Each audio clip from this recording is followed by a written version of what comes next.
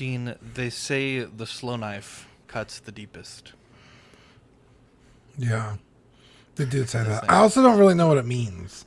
Because if you come on someone real fast, I mean, I feel like you could get in there pretty deep. Are you okay? He's stroking not gonna make it. I was trying to hit the nut button, but it didn't work. No. It needs to be like twice as loud. Anyways, Marco sent me a message in the Patreon chat and was like, "Yo, I need this photo digitized. This is a photo of me and Danny rocking a mean jumbo." And I was like, you know what? I'm gonna take 10, 15 minutes out of my morning and get all these Polaroids digitized. And this motherfucker Marco is like, dude, I'm getting Jeffrey Dahmer vibes. Started coming at me, rocking that mustache, coming at me for being Quick clarification: I didn't call you Dahmer initially. I just agreed with the person that was did. me. Okay, yeah, there you go. It was How dare both of you guys? I'm trying to, and then I'm like, I'm gonna send like a random, so people can have a piece of a physical representation of a moment in time of OxCon, and I got roasted in my own chats. It be your own, Dean. It really be your own, to be honest. It really do be like that sometimes. And, you created a monster. I'm ripping up these. No one's getting anything. You guys are. Wow. You guys are getting shit. You hate to see it. No one's getting anything. So, sorry guys. OxCon 23 is canceled. Wow. No. Brutal. Are you an angel? What? An angel. I heard the deep space pilots talk about them. They're the most beautiful creatures in the universe.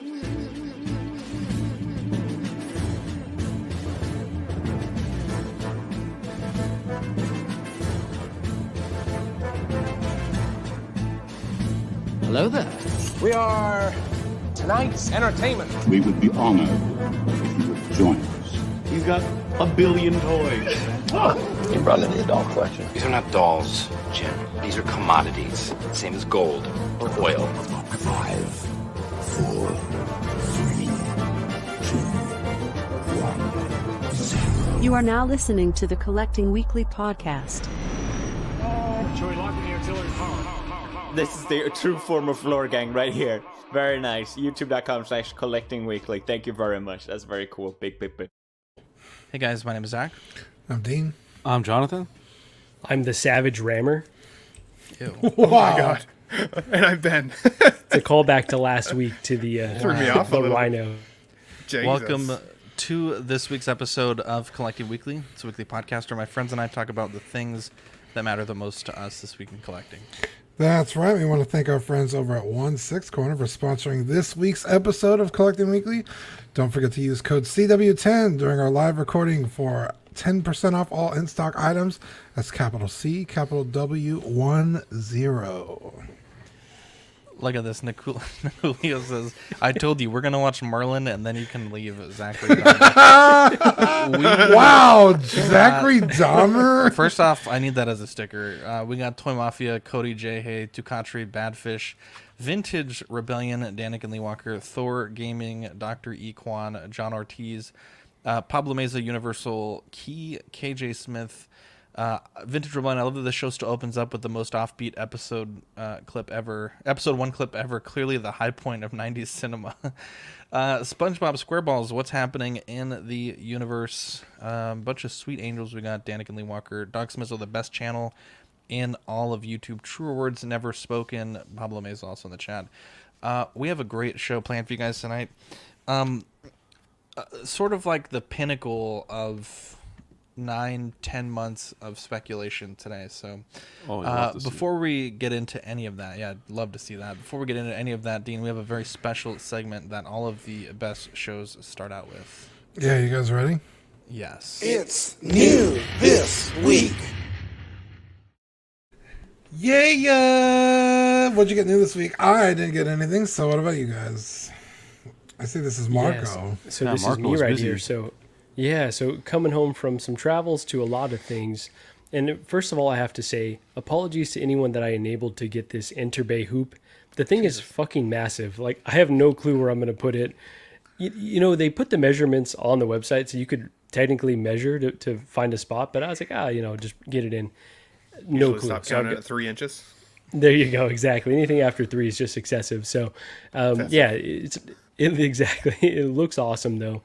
Shout out to Steven's Collectibles. Picked up that Luke Skywalker, Snowspeeder Luke, one that I've wanted for a while now. So really happy to add that. Have yet to unbox it. And then this Justice League Batman Superman 2-pack. Probably my most anticipated release of this year. And finally came from Toys by an Agent. One more shout out because I pre-ordered this early last year. Paid it off in full. Since then, their shipping rates have obviously gone up because everything's insane right now. I kind of figured that they would charge me more to get it shipped in, and I think I paid $4.78. So at the time, I was like, okay, it's a really good deal. Getting a few bucks off. And I figured that it would cost more. I want to tickle Dean. I don't know Dean what out there looking like reference a to. Who doesn't? Let's be honest. Dean out there looking like a goddamn creamsicle, making me want to take a bite. Jesus. Bro, you're gonna make me change my shirt. I like that shirt. I like you rocking a good salmon. I'll tell you that much. Creamsicle. It looks Dude, good, you're man. making me cream, bro. What the fuck? New shirt, new background setup. Anyways, so they charged me the same amount, shipped it to me, finally got in. So very happy with Toys by an Agent. And then one last shout out to Dean. Hooked me up with this awesome Final Fantasy VII figure, Cloud. And this is my first, Final Fantasy figure at all. So, Yeah. Sent me home with something nice besides VD, Lane Kramer with the $2 super chat. Hey to all you sweet fellas in the chat and the CW crew. What's up, Lane? Look at this. We got a bunch of angels in the chat. Equan says, is that a cloud? I think it is. It is. Yeah, Marco has kind of dipped his toe in the Final Fantasy VII. And so on my way out the door to pick him up, to take him to the airport, it was like 4:30 in the morning. No one else would do that, by the way. I told him, don't do it. It's 4:30 in the morning. And I was like, bro, I'm leaving my house at 4:30. Like, if you're there, you're there. If not, whatever. But what a guy. On my way out the door, I was like, you know what? I have 2 of these clouds. Maybe this will get Marco in the spirit of finishing Final Fantasy VII. Wow. And love it as much as I did. So I don't think I've ever gotten a gift like that from Dean. But that's not be a better true. friend, Oh my god. Wow, in Dean's defense, 4:30 a.m. is like his 2:30 p.m. So that is true. Yeah, I was like, bro, I'm gonna be up. It's not a problem. Wild, but no, thank you to Dean, and also thank you to Zach for opening his home this weekend before last. Amazing time. Still recovering from it. Bro, facts. I'm still catching up on sleep. Ben, let's do you first. Ooh, I mean, sounds I got these out of, I don't know why I got these out of order. What the hell? So I had a crazy week. I'll start with the one on the right, which of course is the Phantasm from Mask of the Phantasm, Batman the Animated Series movie. Now, I had to get this from Zach's Wonderland, and I will tell you that I nearly had to ask Shauna to write one of her strongly worded letters because I didn't think it was coming.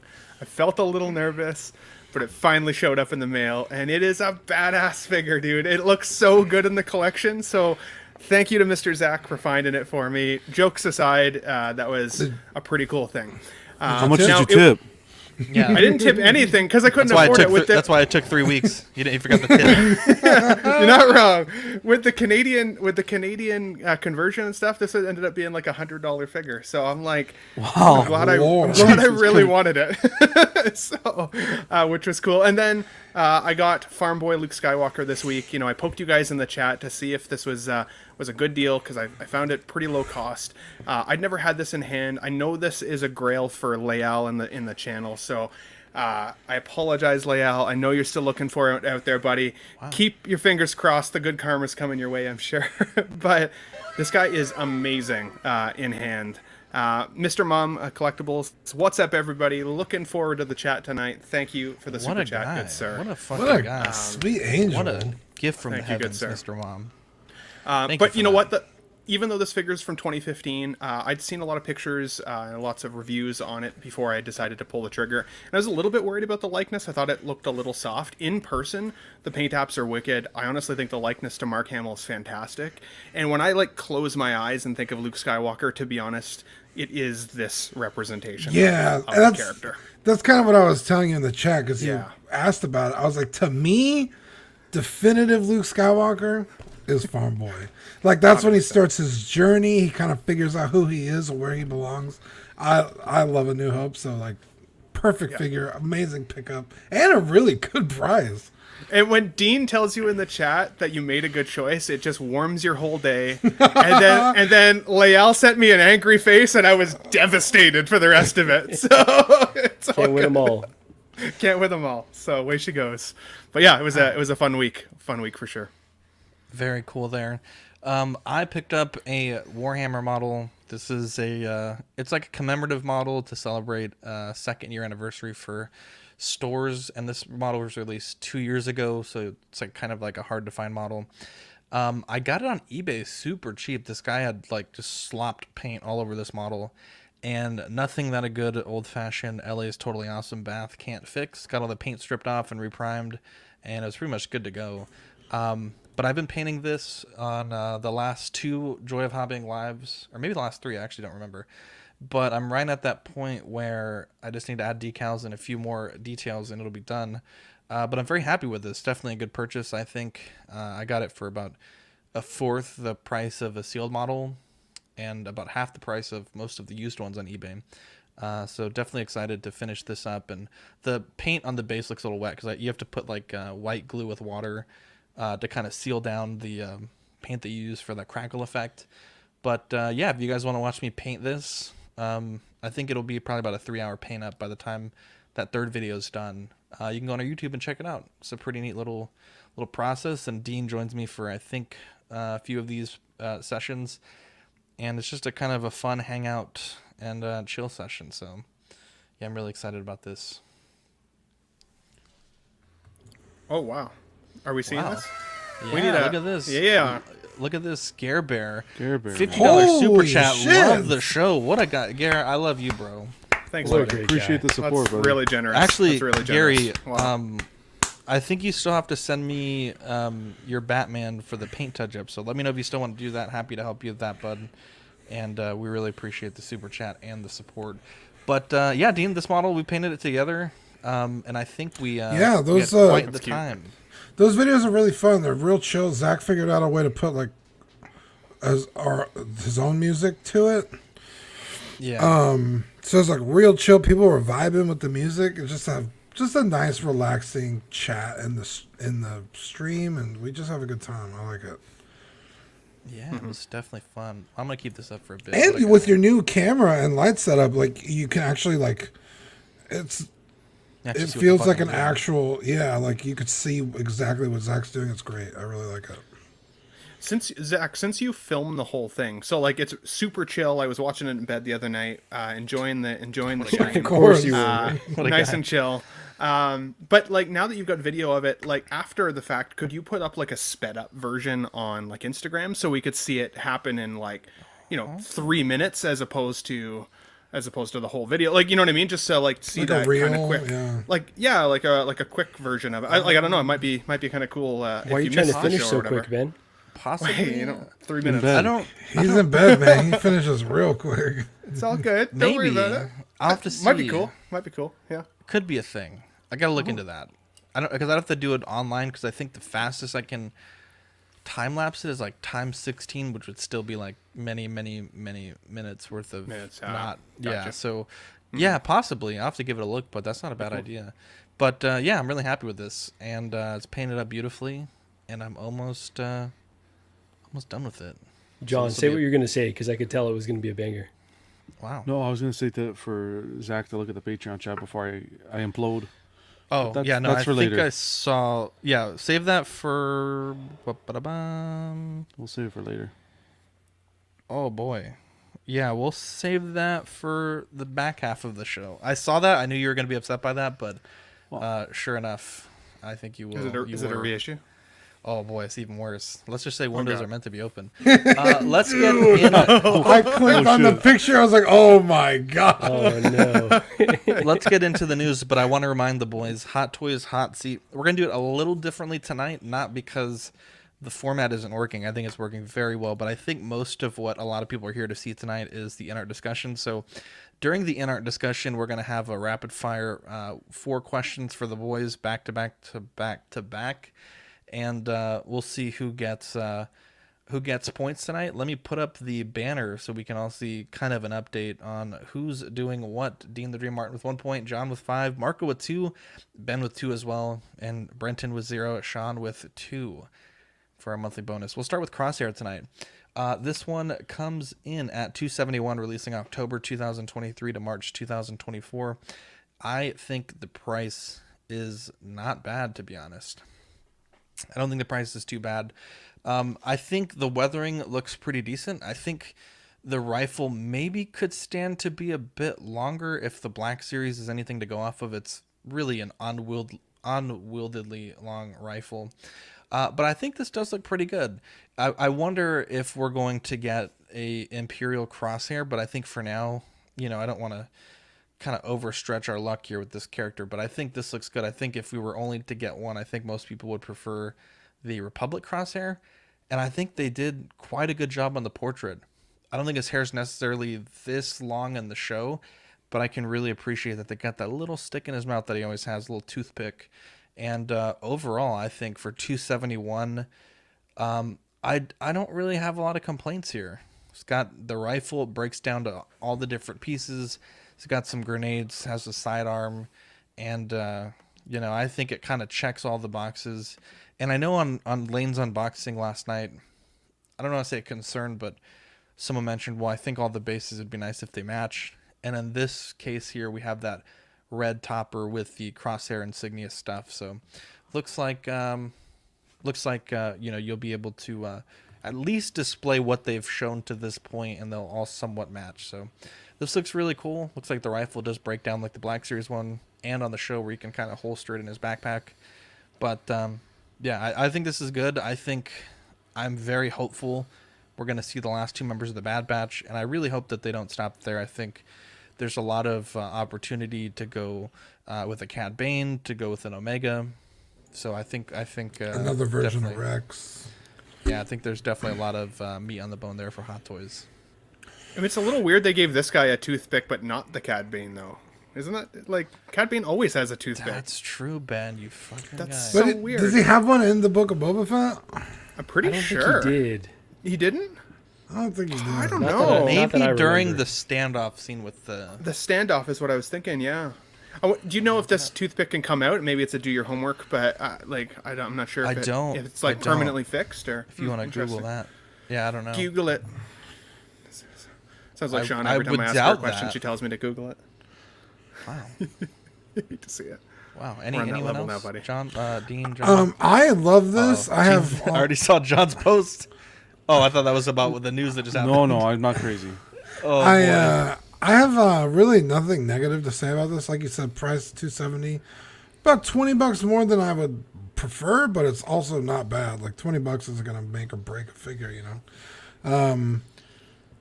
Unfortunately, like I said, with the whole ensembles, until the other two are up for pre-order, I'm really not interested in buying these. And like I said last time, their outfits are already different in season 2. So, do I really want them? I don't know. So, I think if you're a clone collector or, you really love the Bad Batch, obviously this is a no-brainer. This is great. But, yeah, I'm really nothing too negative to say. I think solid release. I love it. Yeah, this 271, I think, is with a portrait and a helmet. Lane did his yesterday. It seemed, I don't want to say flimsy, but like the backpack didn't have any heft to it or anything like that. I would have liked to see a little bit more. I don't know, maybe that's being over critiquing. But it's kind of like Hot Toys' MO though when they use those magnets, like the jetpack from Mando and the Boba jetpacks. They're usually pretty hollow to get that magnet to stick well. Yeah, but even so, that thing popped off like twice on the table. Oh yeah, it ejects, bro. Yeah. It should just I was going to say, if it's too heavy, then it won't stand up right without a stand. So I don't mind the lightweightness of it. But for 271 with the portrait and the helmet, some accessories, looks accurate to me. I'm not complaining on this one. I think this is good. I just hope they make the whole Bad Batch crew. Yeah, and it really does seem like they're going to give us them all, right? They've already Wrecker's the bigger gentleman, right? They've already shown us that prototype. Okay, in tech. So yeah, it seems like they're going to give us the whole crew. This line isn't for me. I have yet to see the Bad Batch, but I appreciate that each one has a sculpt. Like, obviously they've got their own personalities that they're trying to distinguish, but that fact alone, like, they could have not given us these sculpts and just kind of had, standard trooper designs, but that kind of takes it to the next level, kind of makes it more of a hot toy, like separates it from just being a larger, iteration of like an action figure. So I do really appreciate this line, and I love the colors, the black and the red, like it definitely pops to me. So I wouldn't rule out getting at least one of these. I don't think I need the entire line for a show I haven't seen, but yeah, they look cool. And like John said, the price is pretty decent. So isn't it weird that I feel a little torn on these releases? Because I didn't love the Bad Batch, but I think the figures themselves are really cool. And like John said, like the price isn't bad for sure. But if they could have got this squeezed down to like a $240, I know that those prices are kind of gone by the wayside now. Like we're probably not getting those much anymore. But like if they could have enticed us even just a little bit more with a lower price to start collecting these, so that you'd be incentivized to buy the whole line. I may have dipped my toe in the pond, but even at that point, like it's still almost $400 for me to get one. This guy specifically, though, I do think the head sculpt on this one is actually really cool. I like that there's the crosshair like around his eye, like the scar from it, or I think it's a scar anyways in the show, but it looks badass.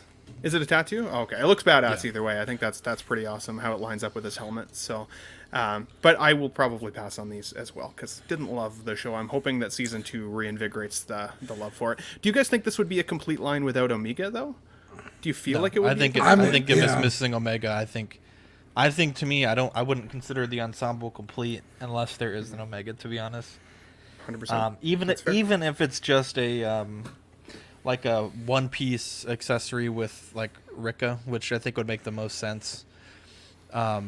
Just something to have a 1/6 scale. Maybe just an articulation at the head or something like that. Like, I think you have to have that. I'm really struggling with whether or not to get these at $270 a pop times potentially 5 to 6. Yeah, dude. Like the Black Series, I think are so incredibly well done with just a touch of paint. It's real hard to those really. Black Series. It's real hard for me to want these. To be honest, I'm also kind of with Ben. Like, the show wasn't as kind of grandiose as I was expecting. It's not a bad show, but like half of it is just like unneeded. But when it gets going, it fucking gets going, and it's pretty good. But I feel like I like the characters more kind of just on their own than even in the show. Yeah.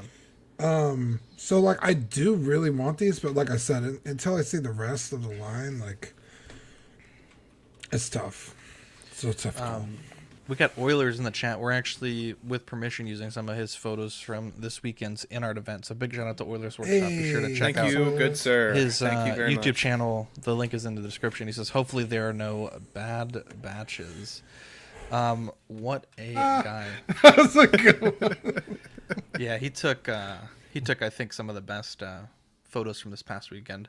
Hot Toys also released the Mandalorian Blurg rather. I think it looks. I don't know how I feel about it. I think in some photos the Blurg looks really good, and in other photos it looks like a damn toy. It looks like a Hasbro. They get a Toys R Us kind of. I don't know how I feel about this.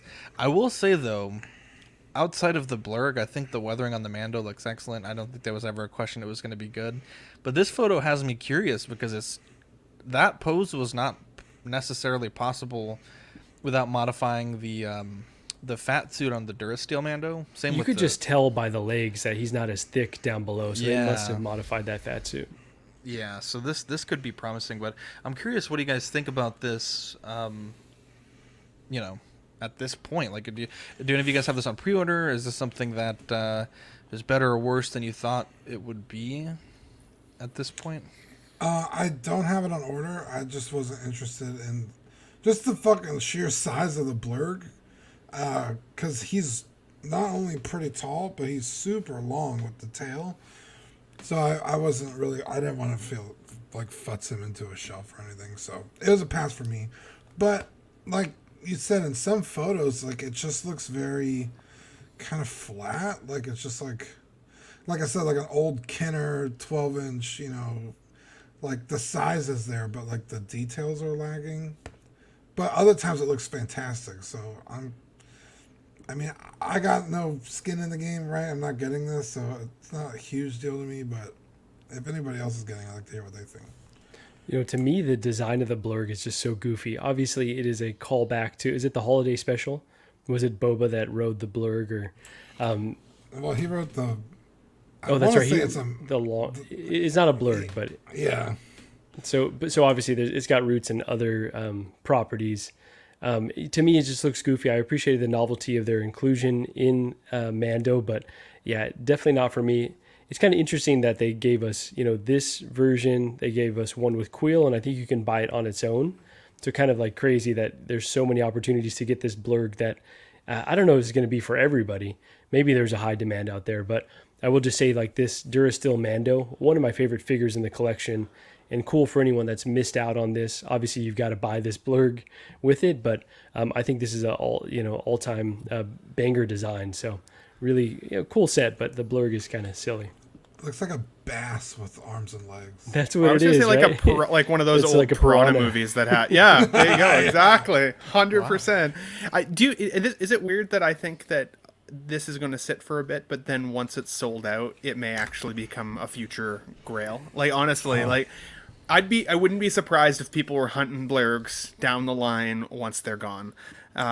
For me, I wouldn't get this for the Mando. If anything, I would get it for the Quill, because Quill and the blurg, they just felt like they were just... I mean, that's kind of how we were introduced to them, right? Like, they go together very, very well. And because Quill is such a small character, I think he would almost look like a child in comparison to some of the rest of the collectibles if I didn't have a blurg to pair him with. So...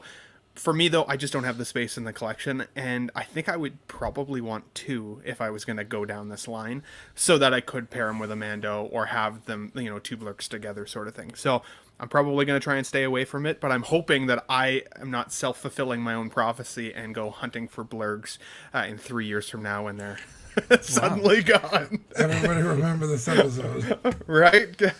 You hate to see it. I'm remembering. Yeah, that's I'm trying to see. Someone said the in-game Loki. Did that release? I'm trying to check he's saying. This doesn't look like Loki. Oh, I see. And then they put the Loki helmet on it, and I thought that was fucking hilarious. Jesus Christ. So there's that. It is really early in the show, but I'm gonna skip the break for now. We'll just kind of run through it today. Now, this was really cool. Sideshow, let's just get into kind of miscellaneous news before we get to our meat and potatoes. Sideshow partnered with, or finally added ID.me to their website. This is a post from Chris on 16 Republic. Maybe I'm the last person on Earth to discover this, but heads up military, first responders, and teachers, if you missed the tiny ID.me symbol on Sideshow, apparently they have a blanket 15% off for pretty much anything in the store. In stock, rather.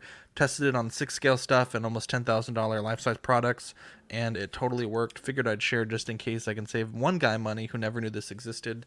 It seems to be combinable with free shipping deals and obviously points, but won't stack with other % off deals. So, guy I or think gal? it's great. Wait, what? Guy or gal? Female military as well, I'm sure. Wow. I think it's only one military. Let's wow, Ben. Hang on. Ben, this isn't Canada, bro. Hang on. Oh well, shit. I don't know. Okay, what? Here we go. Are your military separated by that has to gender get clipped. over there? I'm sorry. Here we go. That's gotta. Am I wrong? Wait, time out. Boy, I'll that's show a myself showstopper, Ben. How do you shoot your rifle? Wait.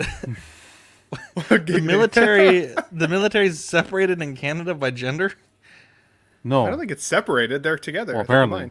Apparently in his province. But you said I hope this saves a guy out there some money. I'm like, and a gal. I'm quoting Chris's post here, my guy. Ben, I didn't realize you were. I can't see it. It's too small of a screen. I gotta upgrade my shit. I hate to see it. I've only been a guest for a while. I'm not at that. It's not like the WNBA, Ben. It's not separate. Boy. Right? Jesus Christ. The WNBA, they're military. No one shows up to watch it, and the fucking Jesus Christ. They put on good fireworks, though. I would say though, Marco, as a military family, I mean, is this a game changer for you? 15% blanket discount. I mean, that's nothing to sneeze at. No doubt about it. I actually was talking to Gigi about this today. She's like reticent to give me her ID me though. I think I can sign up for one myself, but yeah, there you go. Yeah, she was like, yeah, we don't need to be spending more money, but I think this is a really great way to to acknowledge. And it was like first responders and teachers as well, right? So yeah, which is really cool. Yeah, I love that. Anytime that we can give, those folks that are putting their lives and, kind of on pause or on the line for all of us, it's an awesome thing. So we got to see, I see things like this. I'm going to be that guy just for like a moment. I feel like ID me. Don't go full Ben right here. I feel like ID me should It's not also, possible. there should be a healthcare worker discount also. I mean, come on, last 3 years getting the fucking shit. I think there's got to be something like that. I'm not complaining. I'm just saying like it would be cool. Yeah. So Zach, I think I think fall under the first responder. Yeah. I don't think so. I don't think like maybe I can check, but I've never for my company I've never heard of I've never gotten an IDME. So yeah, it's but like you said, I think there are people that have tremendous sacrifice for their country, for their local citizens, and teachers. God, my mom's a teacher. My mother-in-law's a teacher. One of the hardest and most thankless professions. So giving back a small discount, long time coming, and I think it's great. Honestly, I think it's great. John, you look like you're about to say something. Can we just? It's so quiet today. John is livid right now. He's stewing. I know exactly why he's upset, and I'm right there with him. I'm actually talking to the guy himself and just getting to John. Not to John. The one. Just, to Kit. Like steam. You can see steam coming out of my ears right now. I could tell. It's kind of. Sorry, it's a lack of professionalism. My apologies. No. It's okay. I understand why you're upset. Because for me.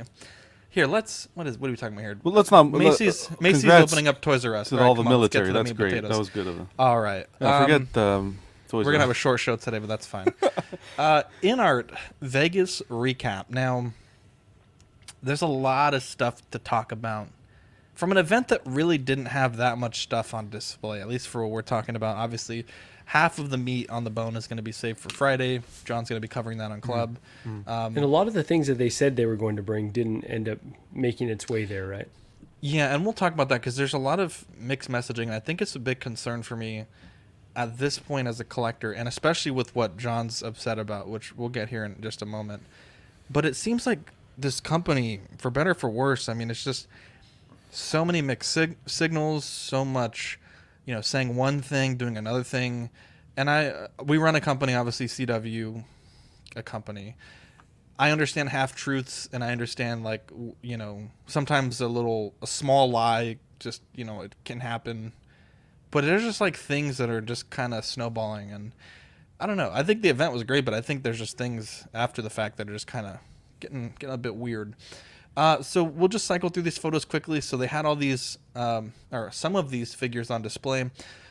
Marco, do you know, I should have done the homework on this, but I've seen people posting that this case is actually for sale. It's a third party, it's not an Inart case, but you can actually buy these cases, and a lot of people were really excited to see them at the show. Let me get you the name really quick. And Joao will be reviewing the latest version on his channel very soon. Yes, that's where I saw that at. So if you want to see what these cases are, Joao will be reviewing those on his channel. But we'll start here with the Joker. They had the rooted version and then the sculpted version on display. Apparently, when I spoke with Justin today, the figures at the event, the Joker. Let me just clarify here.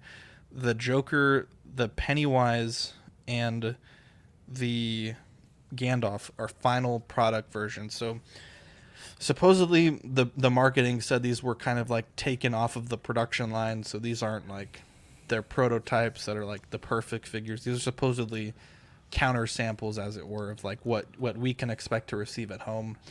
And I think Ben, going up into the event, you were quite nervous. I think during the setup period, oh my God. Riley, who had some excellent coverage of the event as well, was saying it's kind of hard to tell because they're still setting up, but I do have some concern about, potentially some of the quality. Obviously, it turned out to be fairly unfounded once the lights were on and, once we got these high quality photos from Oilers that we'll share here in a second. But I mean, what was the wait like for you, Ben? Because you were like fucking going crazy. I was dying. There. I was dying. I was smoking the devil's lettuce. I was outside with the cat. I was trying to like cool down a little bit and have some fun, right?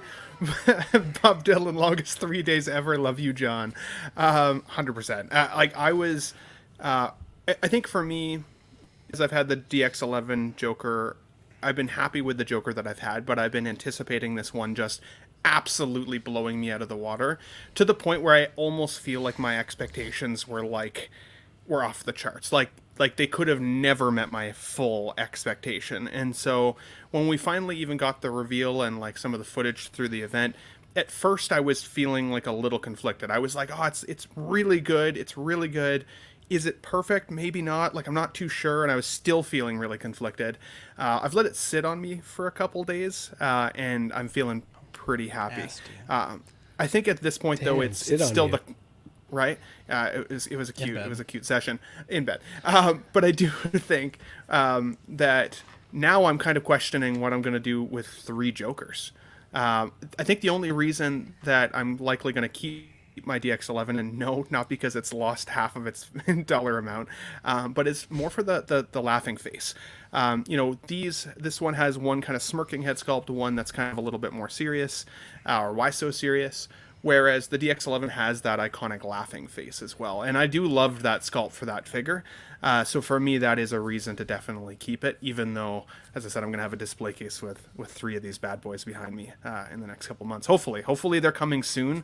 I wish that we had a bit better of an indication as to how soon that actually would be. It seems kind of like they're kind of throwing it out in the ether that it like could be fall, but we're smack dab in fall now. So what does that mean? How soon is that going to be the case?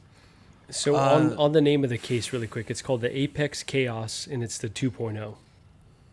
Gotcha. John, Dean, Marco, any thoughts on these Jokers? And again, we'll cycle through more of the photos, but let's go with the broad brush initially, and then we'll kind of get into specifics here in a few minutes. I was wrong. Wow. Wait, hang on. Wow. Hang on. We got to play the button. No, you should be saying the same thing, Zach. I give Dean a lot of credit for that. What the hell? I said I was wrong like 5 months ago when the Gandalf was shown. How dare you? Mad respect for Dean right now. How dare you, John? Dean, I want you to say you were wrong about the Dark Knight as well. All right. Oh, that will never change. Well, to be fair, I think we were all wrong about Inart because that window opened right back up, and we'll touch on that here in a second. But Dean, I mean, the quality here. Yeah, they promised the moon, and dear God, they delivered. This looks fucking phenomenal. Now, I do have a problem with the Gandalf that we'll get into, but we're gonna talk about the Joker right now. Yeah, dude, the materials, the outfit, the tailoring. I mean, I'm looking at this thing and I really can't see any apparent flaws in this. Like even the kind of muddying on the bottom part of his purple trench coat. It's subtle, but it's deliberate. Like everything about this figure looks absolutely incredible, and I was a doubter. And I have been proven, and I've been proven wrong that they meant what they said, and they fucking brought it, bro. I'm totally blown away. Even the figure that's not rooted, incredible. It looks fantastic. The Joker here looks so good. Yes, it looks incredible. And again, I'm not a fan of these movies, and I'm not a fan of this iteration of the Joker, and even I like objectively can't deny how great this is. It's fucking fantastic. It's so good. I would say on par with some of the best statues I've seen, if not better. Yeah, I literally have nothing negative to say, especially like when you I mean, look how many fucking layers this guy has on. He's got the shirt, the tie, the vest, the jacket, and then the trench coat, and it doesn't look like a mess. It doesn't look like it's all bundled up and he can't even fucking move. Like, it looks fantastic. Like, they nailed it. It's incredible. Yeah,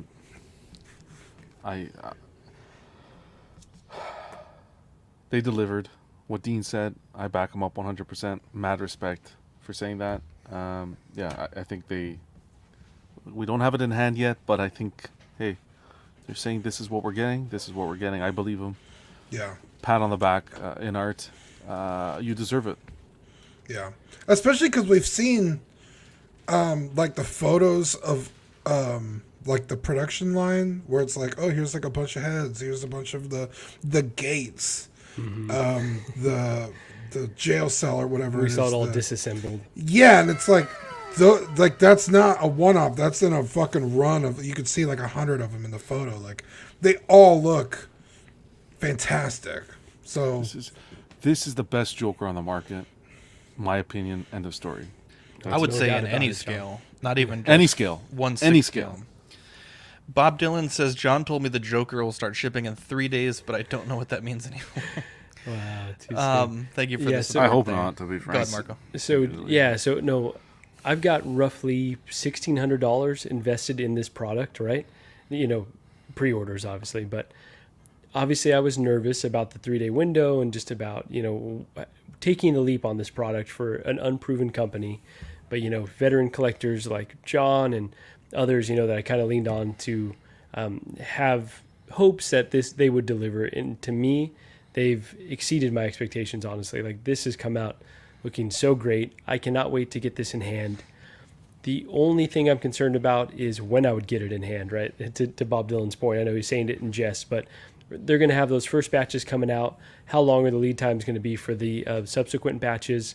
We're not quite sure yet, but I want this immediately. Like, I can normally wait on most things. I need this right now. So, extremely happy with how this final version came out. Definitely. We also got to see the Joker and the Pennywise. Again, these are both... Gandalf. I'm sorry. Jesus Christ. Gandalf and Pennywise. Again, these are both supposed production final product samples. Though interesting enough, I believe Gandalf for sure, and I believe Pennywise as well, were both missing some parts of their accessories. So I'm not sure how it's a final product, but they don't have all the accessories. That isn't quite clear to me. I think the Gandalf in some ways looks a lot better than I thought, and I think in other areas looks a little bit worse. And we'll get into those specifics a little bit later in the show. But I think overall, I think it's a really solid attempt. I think it's the best Gandalf. I would probably go so far to say in any scale as well. I think it's a great figure. I'm excited to get it. With these 3 figures, plus the Batman, if you want to kind of see a more in-depth look at the figures themselves outside of, like, you know, this single pose and photos from these single poses, you can see them on Justin's YouTube channel. He was able to get his hands on these at the event and do reviews on them. And again, that's where kind of a lot of my critique comes on the Gandalf, because from this photo I think it looks really good, but kind of seeing them in his light box and kind of seeing the way the material behaved, I did have some concerns. Pennywise, I'm not a huge fan of the character. I don't have the eye for this character that I would obviously like a Gandalf or a Vader, but I do think it is better than the Hot Toys one. I think where the Hot Toys one really struggled with was the outfit. I think it was very clean, and I think it needs to be quite dirty. He's not necessarily a clean individual in the films, and I think both of these look really good. I think the rooting is excellent on both. I think the beard on Gandalf probably could stand to be quite a bit longer, which is one of my concerns. But overall, I think there's definitely some tremendous innovation that Queen has put forth with this event. I think the peg system with the magnets incorporated, I think is going to be kind of the gold standard going forward for 1/6 scale. I mean, I'm excited to see collectors get these in hands. Like I mentioned, these are supposedly production quality, ready to go figures. So I imagine in the next few months these will start showing up in people's collections, and I hope they live up to the hype that we're kind of expecting on these. What do you guys think about this? Yeah, the Gandalf, I believe I have the same concern as you about the material, specifically on his cloak.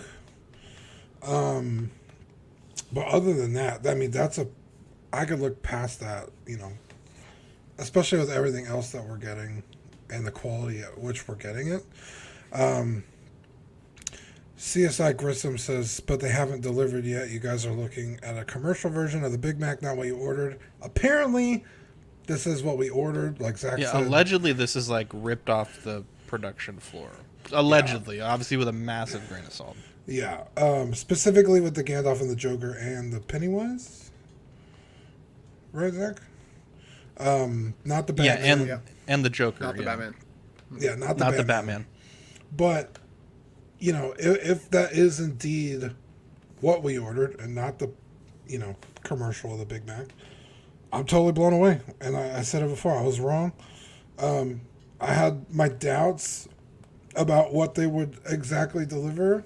You could go back and listen to the episodes. I was not harsh, but very, what's the word? Cautious. And, I'm willing to concede that they got me. I'm pretty bummed I didn't order this Gandalf. But I will be looking for it for my collection eventually. So, yeah, I love it. If you give me a few extra runes in Elden Ring, I'll maybe relinquish my pre-order to you. I'm just saying, 6 million runes is all I need. That's saying. There you go. This I'm not a this Gandalf for me is beautiful. My first worry, and we had joked around in the chat when we saw the Moria stuff. When we saw the Moria stuff, we we're all like, yeah, it was like applauding. But we joked around, okay, guys, get ready. Next one, we're going out, and we're going to try to get the staff lit. Apparently it lights up. Didn't even know. Apparently the damn staff lights up, too. Yeah, I heard that. I wasn't sure if that was true or not. I want to clarify with him because I listened to it, and it sounds like that's what he's saying, but I don't... Someone in the chat confirmed as well. Oh, okay. Yeah, to me, I'm wondering how that's even going to work, because, you got to have some sort of... Itty-bitty battery? Like that Mace Windu with like that tiny little like stick battery. I don't even know. I can't even imagine how it would work, but yeah, it's going to be incredible. And I think that's kind of like the Hail Mary, right? Like, will the stick light up? And sure enough, the staff. And that's why I kind of can agree with Dean. Again, I've never, a year and a half of streaming with you guys, I've never agreed with Dean so much in one show. I can look past the pants, the print on the pants. Just because you guys know me, the museum pose, so he's not going to be doing anything crazy where you could probably even see the pants. But I appreciate what they did here. I have this one and the Joker on order. Very good. Very good. Well, for now.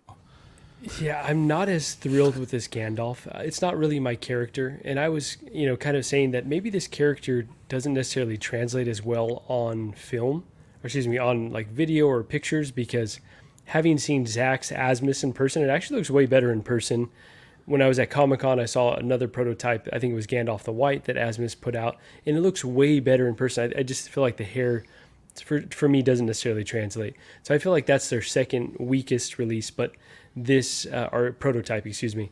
But this Pennywise looks really great. Like, I'm really tempted to go all in on this Pennywise.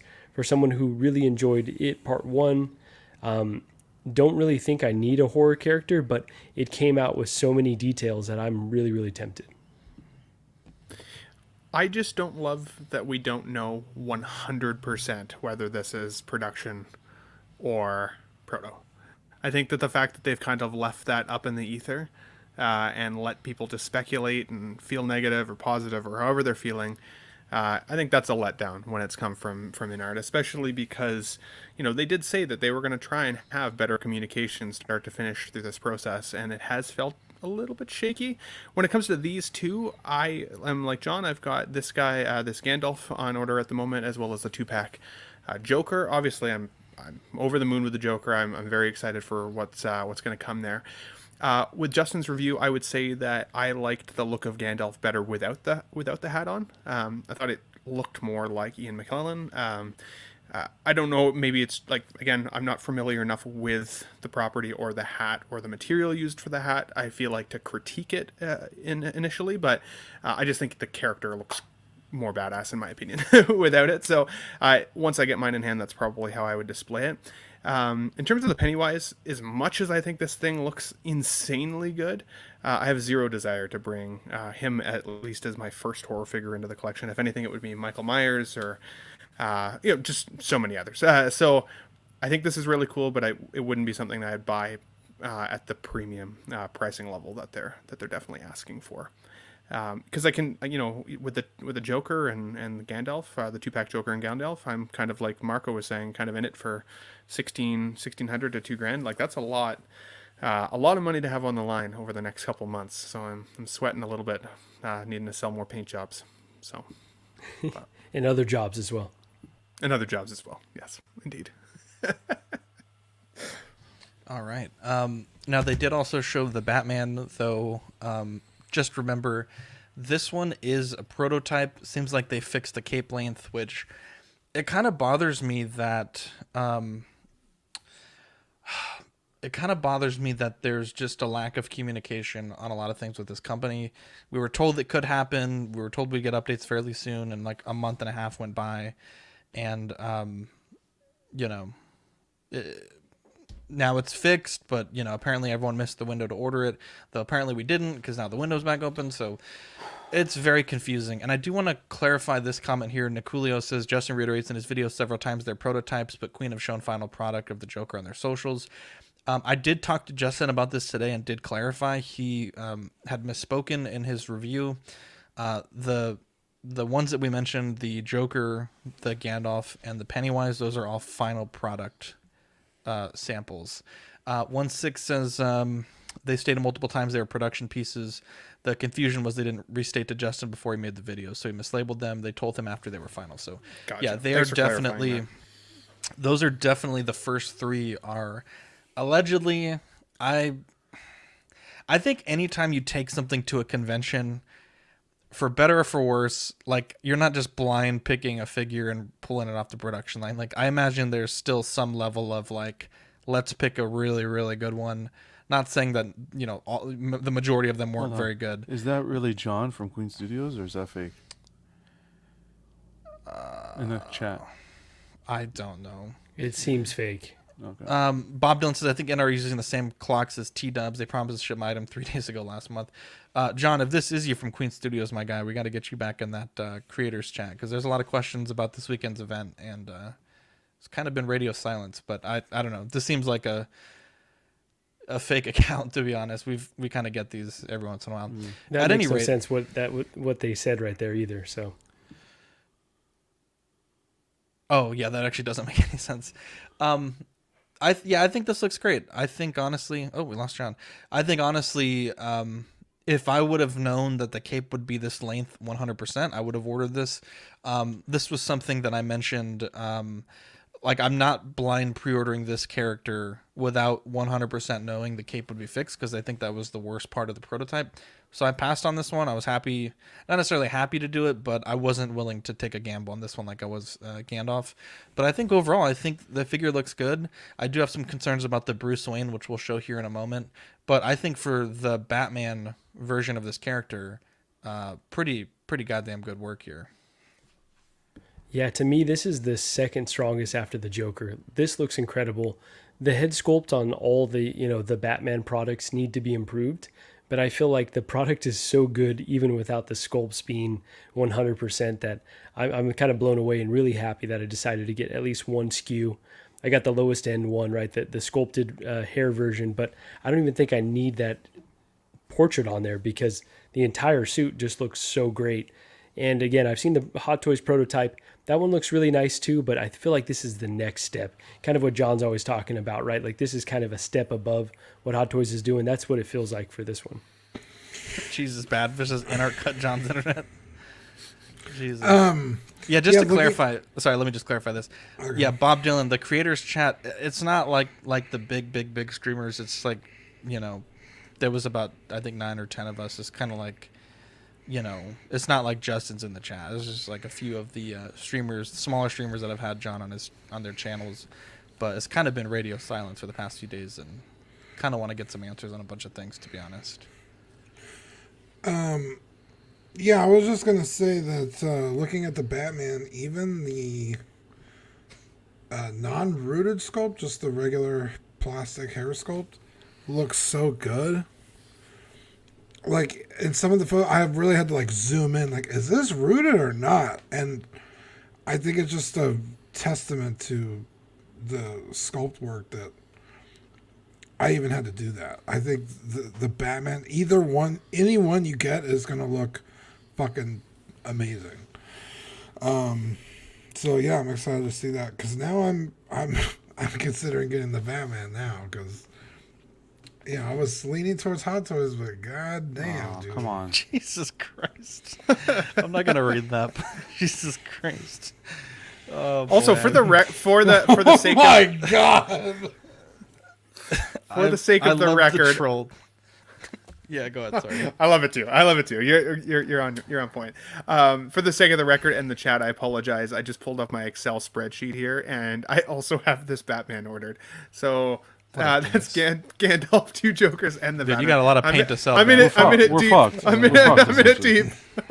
I'm a budget collector. I'm Just a to budget clarify. collector, and all of a sudden, Oh my you freaking God. ball This out guy in is a art. tough nut to swallow. Right He buys off. fucking $2,000 worth of figures. What a fucking Terrible. genius.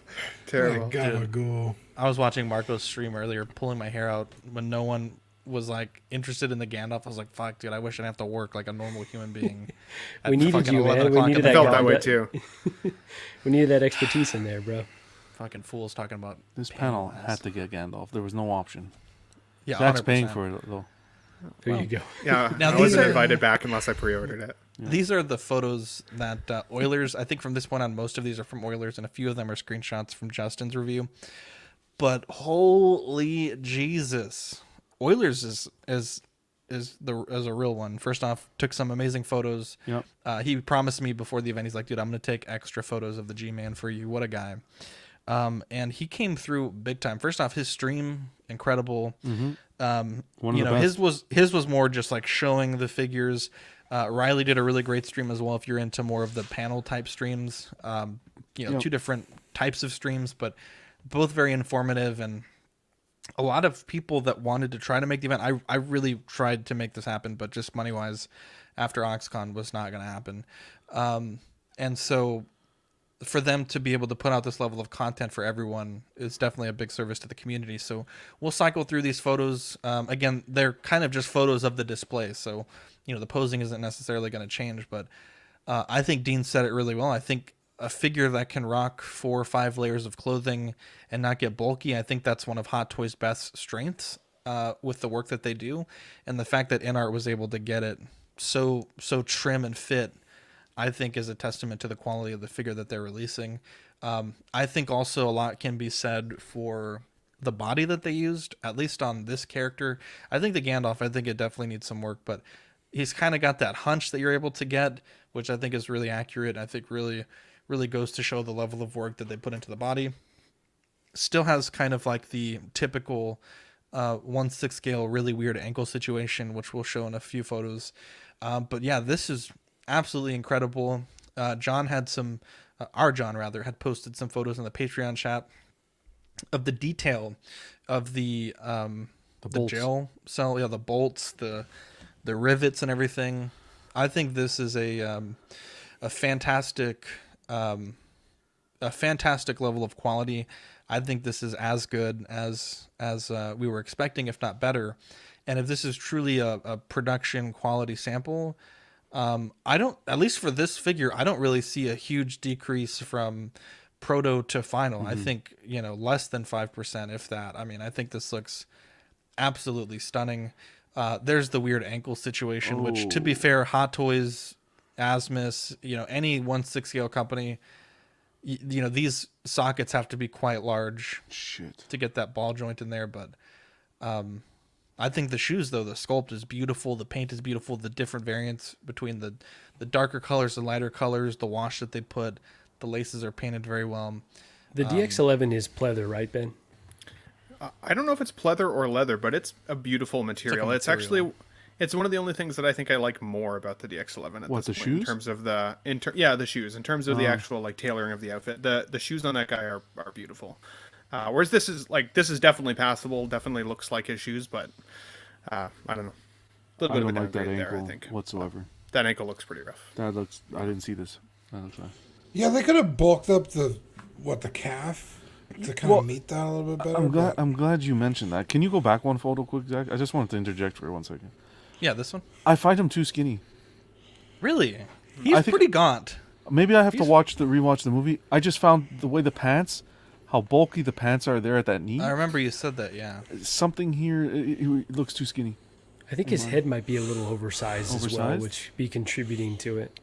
But I think he also might need to be really thin to get all those layers, right? Yeah. Yeah. But the portrait's stunning. My God. Absolutely. I mean, CSI. I'll take a sickly, gaunt body if it means it looks this good. CSI. What are you giggling about, Ben? Jesus Christ. I like this comment. He nearly lost his throbbing.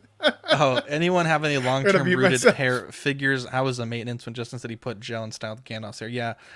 With rooted, I mean, even this Joker, there is probably going to be some upkeep, throughout the months or years. Like it's not like a set it and forget it. You will lose hair on this from time to time when you're dusting it or whatever. I mean, it's just a fact of the matter.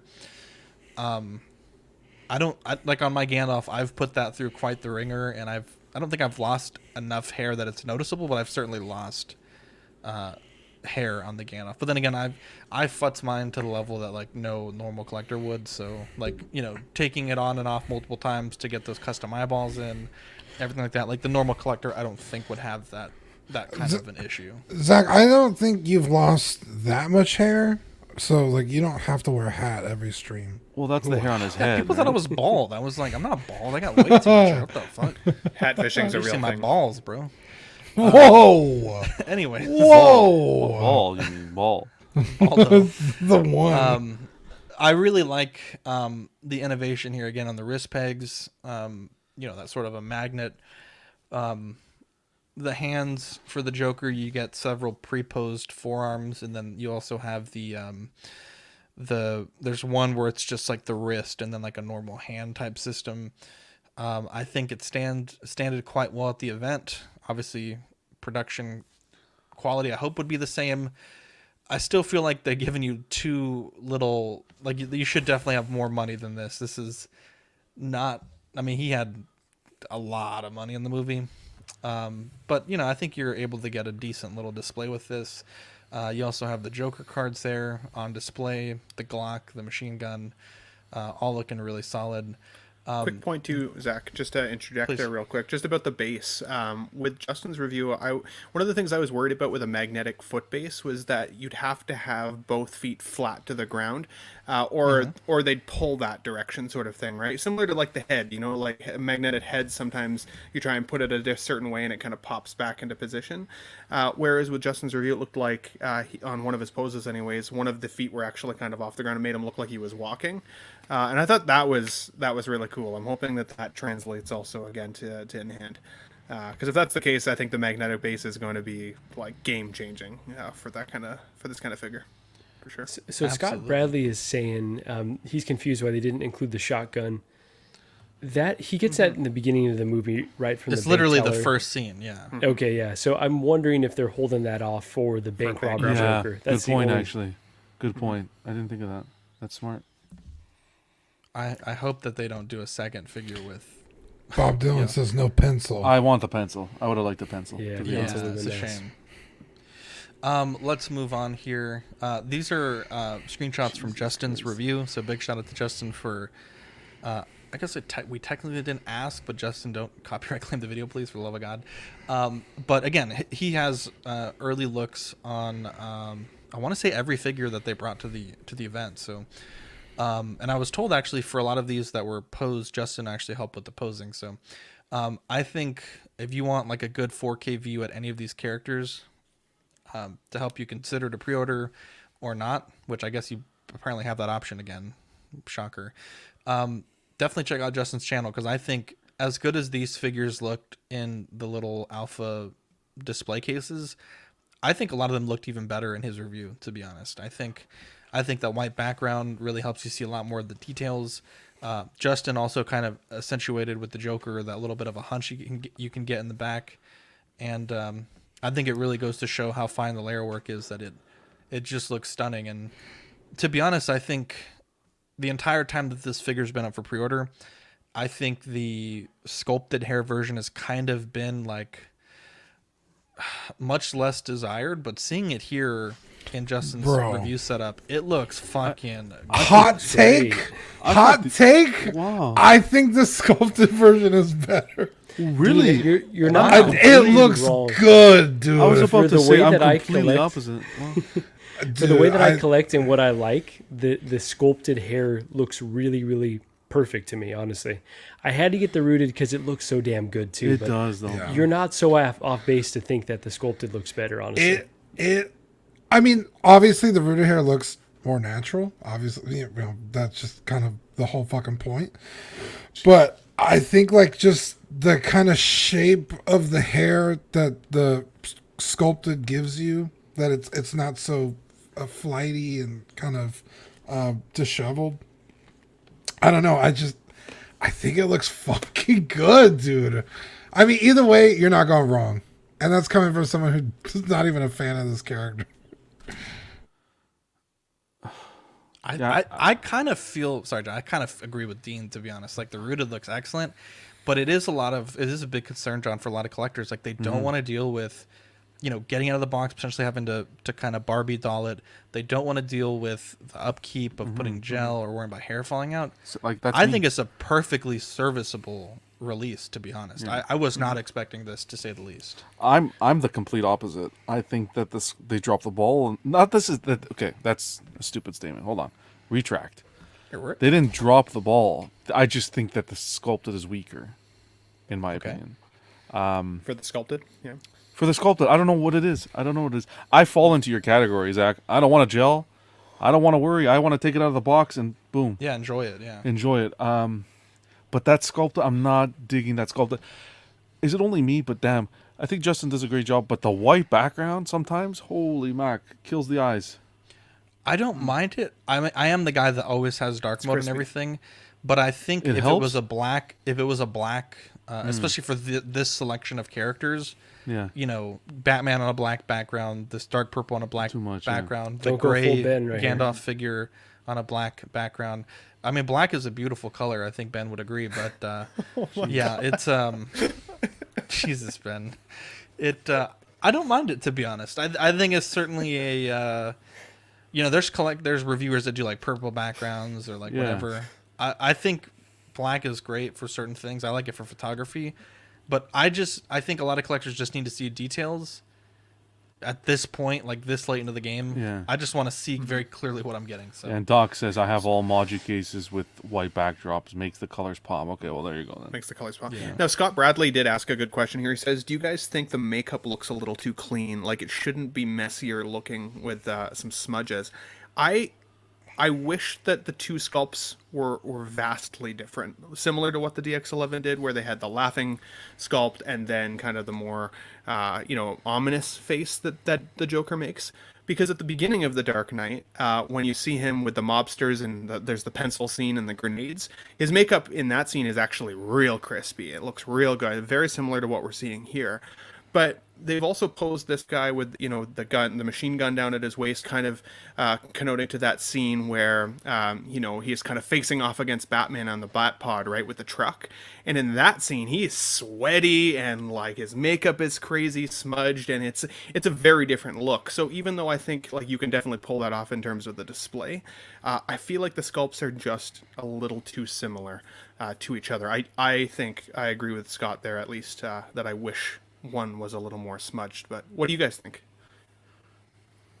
I didn't mind it, but I've seen a lot of people mention that.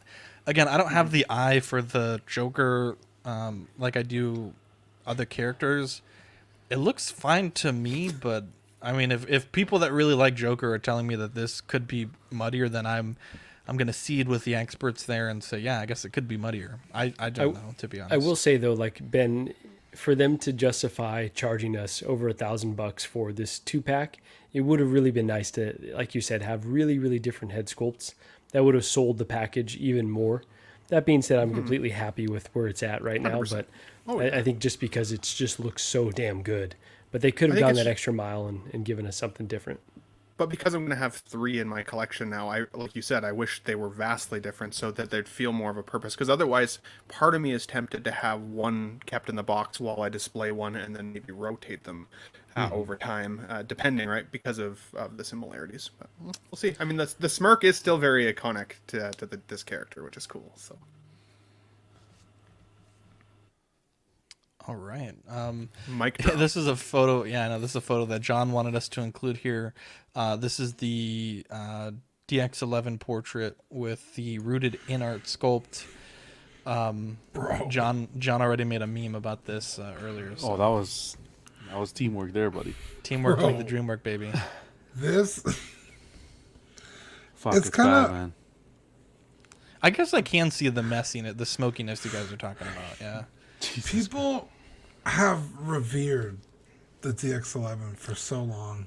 That's one of the best Hot Toys figures. When we ever did made. the March Madness, it won the March Madness over the Hulkbuster. Yeah, and looking at it, when I guess in its heyday, if you will, I was like, yeah, like objectively, this is a great looking figure. But when you put it next to this, it's like, not only is it out of its league, it's not even in the same fucking sport. It's like, god damn, like the difference in likeness and quality is honestly kind of mind-blowing. It's like, oh fuck, I didn't realize how oblivious I was. It's crazy. No, this is like said he's gonna stream from bed next week. Jesus Oh Christ. no. Glows on. Poor Shauna. DX11, what, 10 years ago? So I can understand. 2000 and, yeah. Yeah, I can understand 2012. the difference in sculpt and how much better it can be. But wow, yeah, it's a big difference. That's a fair point. It's big difference. And I still DX11 still not like look, it's still a good looking figure, but damn, there's no comparison here. Yeah, definitely. Yeah. Moving on, these are, I guess, more photos here from the event. We also got to see a look at what looks to be the box for this figure. Yeah. I haven't seen this image circulating that much, so serious. Yeah. And John, this was a photo here of the packaging. Now, this is very reminiscent of the Hot Toys diecast Iron Man, at least the last few that I've owned. And I actually really don't mind the extruded styrofoam. Mm-hmm. I think, I think it's better than foam. I think it's slightly better than plastic. I wish it was like a dark gray or like a black color. Yeah. I think the color looks a bit cheap. It doesn't feel as premium, but overall, I don't mind this. I know you had mentioned that you were hoping it would, this wasn't final. So I'm curious what the panel thinks about this. Again, I've owned a few figures that had this kind of, I don't really know what it's called. It's sort of just like a styrofoam type material. Hard foam. Yeah. What do you guys think about this? I think that's the only way you could do it. Like I said, with other foam, putting it in and out of the packaging just fucking ruins the outfit and messes up any futzing you've done. I know for my Bespin Luke, it his boots are really delicate with these like straps that are just glued on, and getting it in and out of that foam like kind of tears at those. Yeah. So to me, this is the way to do it, especially with so I don't know how delicate these are, but I imagine you don't want to be doing that kind of shit with this material. So I think this is the smartest thing they could have done. Just to highlight, DJ said, I understand, just to go back for a second, I understand that's a 10 years, but all the goofballs that say it still holds up to the new one are crazy. I agree with you, DJ, but Art is in the eye of the beholder, right? Isn't that what they say? Okay. Packaging, complete garbage, in my opinion. They missed the ball here. Very disappointed with the packaging. The cover art that Zach just showed, actually, this is the first time I saw it, was today. And this, I'm not impressed by this whatsoever. I was hoping, like, Ben, by the time we get this is like, what, 1,500 Canadian? Yeah, at least. Like, come on. No. I wanted an experience. An unboxing experience. It adds to the whole thing. The whole part of the unboxing. I would have loved to see the black styrofoam. Not styrofoam, but that black foam, soft foam, like Hot Toys did with their quarter scale Book of Boba. Not Book of Boba. My God, I'm all over the place today. Their Boba Fett, the quarter scale Boba Fett. And Enterbay. I think Enterbay was one of the first companies that I picked collectibles up from that had that black foam. Yeah, and John, I just unboxed that hoop, and they had all that black foam, and it felt like a very premium experience, 100%. It really adds to the experience, and I think at that price point, it's really nitpicking, but I think that would have just elevated everything. Interesting. I think the black foam that you're talking about, though, because the DX11 actually comes in the black foam, yeah. I tend to lose accessories under the foam, which drives me a little crazy. So then I actually have to kind of take it all apart. But I agree with you on this one, John, that like I feel like it was meant to feel premium. But because the body slots and stuff aren't necessarily shaped exactly, like it's kind of just like it feels like a generic body slot, and they've just put their Joker in it. I think that cheapens it a little bit for me. I kind of want to get though Sarah Jessica Parker head and put it inside this little tube instead, because it reminds me of Mars Attacks when they swap Pierce Brosnan's head with Sarah Jessica Parker's head. I totally want to pull that off. But so are they actually giving us the tube? Is that what that is? A tube? Like I think it's it looks like a tube. Yeah, okay. I think. Yeah, that way you don't mess up the hair. Okay, that's cool. Which I think that is actually pretty cool and premium. So I will give that give it that for sure. And they had a few of the sculpts at their show on display in these tubes as well. So I'm assuming this is how all the figures are going to come. Yeah. Yeah, the tubes are smart. Like I said, it's for the rooted hair because you don't want that leaning back and getting matted or, getting jostled in the shipper and then the hair gets all fucked up. It's rolling around. They're secure on, I guess, some kind of base, and then the whole plastic tube keeps them protected. It's smart. I can't imagine the rooted. Does the rooted or the unrooted one come in a 2-pack or no? We haven't. No, it does. It does. Yeah. Oh, it does. Okay. I can't imagine it has tubes in it because what are you worried about? Unless they don't want you to ruin the paint, so maybe it also comes in. It probably does just for the ease of the manufacturing, so they don't have to create a brand new. You're probably right. Precisely, Jeff's right there in the comment. Yeah, this is cool, man. And I'm assuming, is it just the angle of the photo, or is this shaped weird? I think it's just the angle. It looks like it's a rectangle. Okay, yeah, it kind of almost looked like a coffin, but yeah, I think it's just the angle. Would it have made more sense? Sorry, D. Go ahead. I was gonna say, I'm assuming all the jail cell walls are under this. Probably, I would think so. Would it have made sense to make it in layers as opposed to just one? Well, so we're saying it might be layers, like with the gel cell bars, like underneath and the bench and stuff like that. It's hard to tell from the photo. Yeah. One thing I thought was a cool thing to note was how they've done the magnets on the pegs. So, because I was originally envisioning like you'd have the arm, with just literally one magnet, or like the hands just with a magnet at the end, and you might not get some of that articulation that we were worried about. But I like that it's still a ball peg with a magnet attached, so it gives you kind of that extra level of grip, but you can also still then pose the hands. I thought that was cool to see that in production, how they're doing that. Like you don't have to use your teeth to get the peg out. Oh my goodness, right? 100%. 100%, dude. I've shamefully done that many times. I've done that. I do that all the time. All the time. Yeah, also the fact that you get multiple, like, forearm down hands that come on the body and then also in the body. I thought it was just one pair where he's sitting down and then you make it look like it's clapping. But they're totally separate hands, so that's a cool thing to see.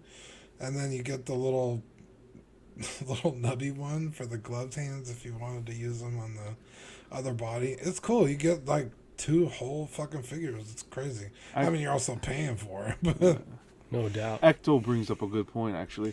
How about if they added the bank robber Joker instead of, let's say, the jail cell Joker? Oh, see, now that would have been like a no-brainer, right? Like I wouldn't have lost sleep. But they're for sure holding off to release that in the future, right? Yeah. Yeah, but that would have been great to get a 2-pack like that, 2 distinct, I guess similar to what they did with the Batman and Bruce Wayne, except that Bruce Wayne kind of sucks. But, they got 2 very distinct figures, so it's a 2-pack and 2 actual figures you can display on their own. Trumbull Dust says, somebody indicated Hot Toys did mag pegs with the Amazing Spider-Man 2. But yeah, Inart system is totally different. Okay, well, to be fair, the mag pegs on the Spider-Man 2 were fucking garbage. Wasn't it like half a hand? Half a hand. Yeah. So it pegged in, messed. and yeah, they were held in by magnets, but you still had, the wrist up here, but they were awful. They didn't set in properly. Yeah, they weren't great. I will say that. Yeah, I'd love for them to tackle. Now that we're seeing these, I'd love for them to tackle like a Keaton Batman and a Nicholson Joker. Oh my god! Yeah, we were talking in the back room about a three-way at some point unboxing. Is that something we can look? Fuck? I'm just putting it out there. Is that something we should look forward to, John? Because I think that was a great idea, dude. That was John's idea, or it's something he ran by. I think it would be cool in yeah. the chats. I think it was Bob Dylan originally mentioned it or something like that. I think that'd be nice. cool.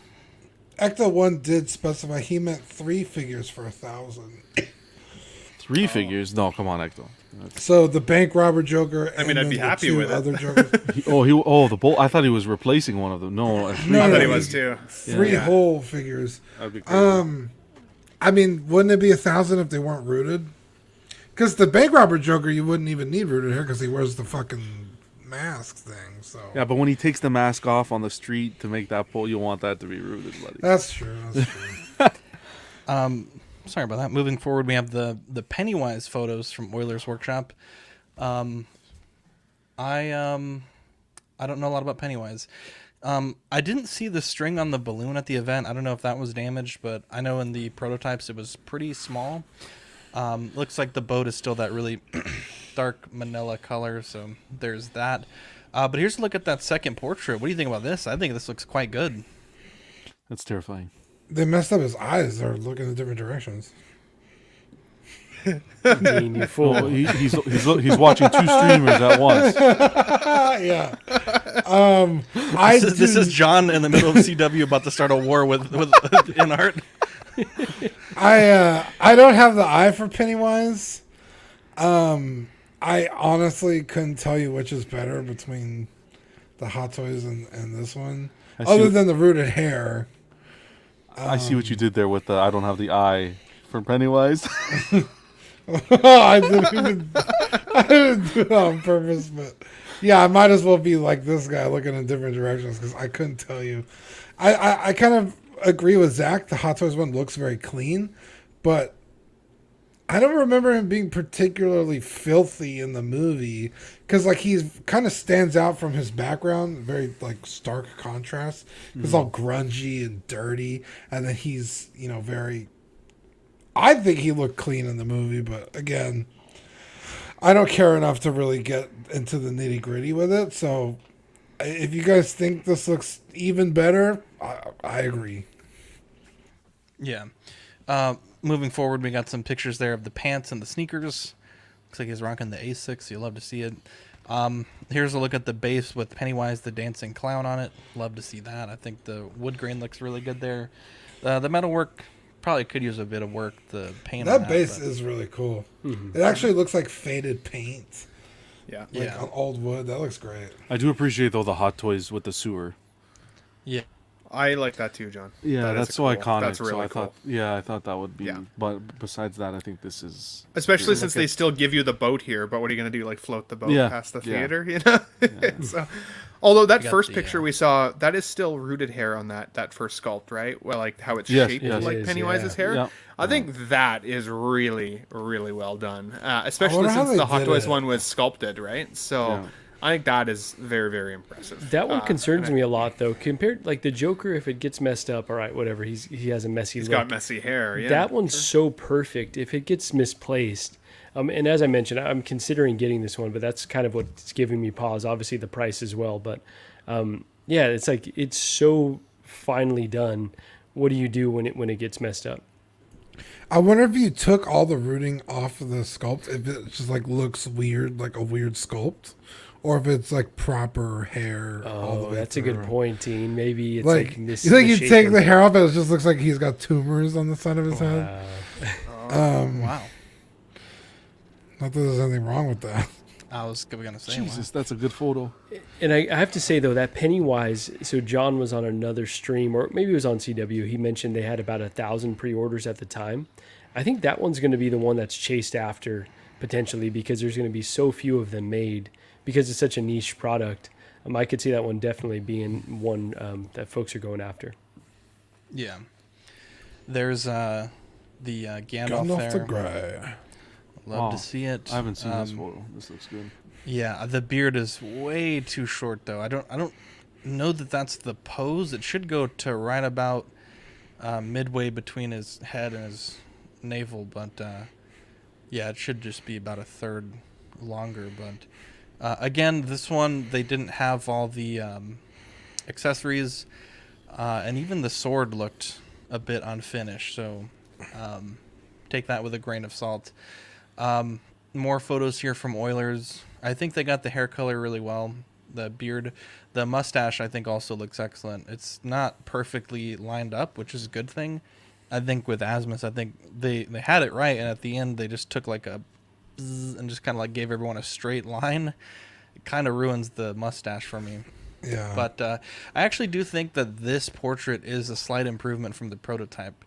In some ways, I think in other ways maybe it's a little worse. But I definitely think it looks more like Gandalf. I think initially I felt it looked like Robert De Niro. I think this looks much, much more like Ian McKellen. So big shout out there. I wish they added some rooting to the eyebrows because his eyebrows are quite bushy. That would maybe be my only critique on this. But I think the depth of the eyes, I think is perfect. Same with all their other figures. So this looks really good to me. And the hat. Sorry, Ben. Just let me get this in real quick. No, that's what I was going to ask. Actually, what your thoughts on the hat were. It's interesting because in some photos it looks very blue. In this photo it looks very gray. And there are obviously photos of the same figure at the same event. It should be slightly blue, but not as blue as... I think it was Riley that had shown some photos. It was like really blue. That may be a color balance thing.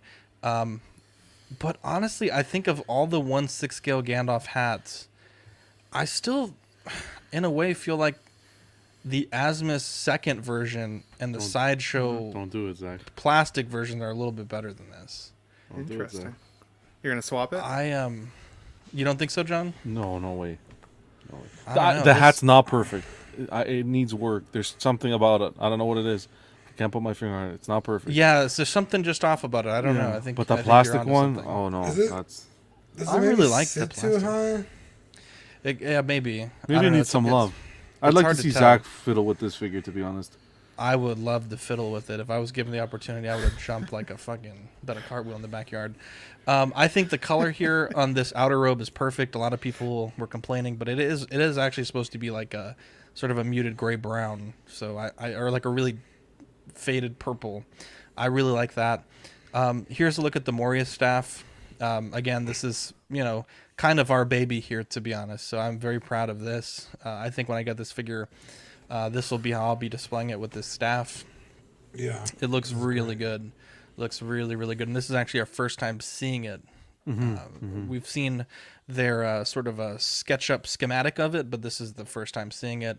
Again, like John mentioned earlier, supposedly this is going to light up. Whether or not that is going to light up, I don't know how they're going to do it, but I know Justin said it lights up, but when I watched this review, I took it as like it lights up in the film, But if this is able to light up, to me this is game changing. The only concern is I guess the light would have to be in this like thick portion of the staff here, because it's definitely not in the crystal.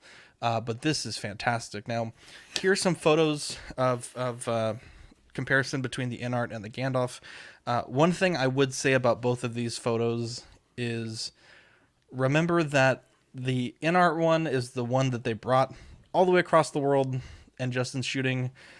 So I would say, again, this is probably futzed to some degree by Inart before handing it off to Justin.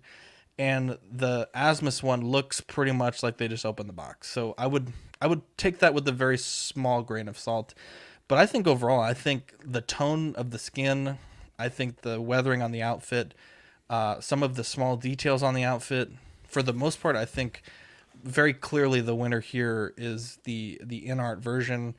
I do have concerns though, because as mentioned earlier, the Inart, this is supposed to be like ripped off the production floor. Like this is kind of what we're going to expect to get from Inart.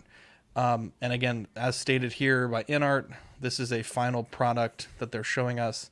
But if you look at Justin's review, when we confirmed this quite a few times with John, because again, I was very passionate to make sure that this would be the case, but it looks like he's missing the holes for the thumb where the fingers are supposed to go in through. And Justin said maybe it was on the backside, but that wouldn't really make sense because the outfit would then have to like wrap around the hand, which isn't how that works. But he also said that he wasn't actually looking for that, so maybe it was a little bit closer to the inside of the figure's wrist. But at least from this photo, I don't see that there. I did reach out to John from Queen Studios to confirm, though. I did not get a response back. And then other things that pointed out to me, or that I noticed, we had pushed for the pants to have the accurate printing. We were told that likely wasn't going to happen, and it turns out that was the case, as seen here. We are missing the runes on the pants, which is kind of frustrating because I feel like they did so much work and research on this outfit. If you look here on the sleeve on the right, he has a slash or a cut mark in the sleeve. That's accurate to the costume from the Fellowship, from the Fellowship. And so for them to go through all this work getting certain details right, and then to miss like a fairly important part of the costume, to me is kind of crazy. Now, I know I've talked to a lot of collectors, and they've said, well, you don't see it, so it's not that important. But I would argue that's a really slippery slope, to be on, right? Like, just because something isn't shown clearly in a film, I don't think means that it shouldn't be represented on a 1/6 scale figure, right? And so I don't really buy into that argument, to be honest. And when you look at poses of Gandalf, these are from Justin's review again, pretty much all these poses, you're going to see the runes on the pants. Like, these are not even fairly dynamic poses, and the bottom end of these pants peeks out quite a bit. So for them to say, it's not important, you're never going to see it. Oh, okay, I see what you mean. I would definitely say you're literally, like, even the Gandalf that I have on the shelf from Asmus, even just in an up and down pose, the bottom of the pants peeks out a bit. I am concerned about the thickness of the fabric here. It's very thin. And again, this is a final product. This is a final product, and it's real thin. So I don't know how I feel about that yet. But all things being said, with what we were able to see at the event, from Euler's fantastic photos, from Riley's coverage, and from Justin's review, I think all four of these figures rather that they brought to the event and that Justin reviewed and they showed off, I think they're incredibly well done. I think as collectors, I think this is a big step forward for the hobby. I think Inart kind of set out a tall task for themselves going against Hot Toys, but I think they've kind of met that task fairly well. And outside of some complaints with some accuracy stuff, a little bit of material stuff, and maybe that beard being just a touch too short, it has the right volume. It's just way too short lengthwise.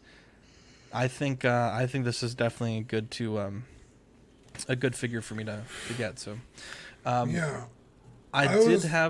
please, Dean. Sorry, go ahead. I was just gonna kind of reiterate with what you said about the hand wraps. Like, it looks odd that they're not there, because they kind of come down over his knuckles. And I think you had a picture of the Asmus that it's very clear that they're there, even in a simple pose. Yeah, I mean, in the movie, I think every time you see his hands saved, but once or twice, they're even in the Hobbit, they're in the little hole, right? So, yeah, because it comes over his thumb and down.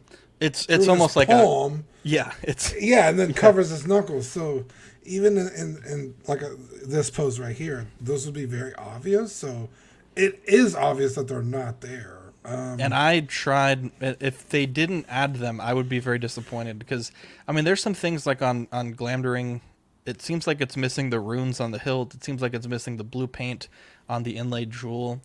Obviously the pants print is missing, and then the hand thing. And these are all details that I made sure to really tell John, like, hey, it's early in the production cycle. Like, if they're not there, they got to be there. We were told that the runes would be there, the jewel would be there, the hand holes would be there.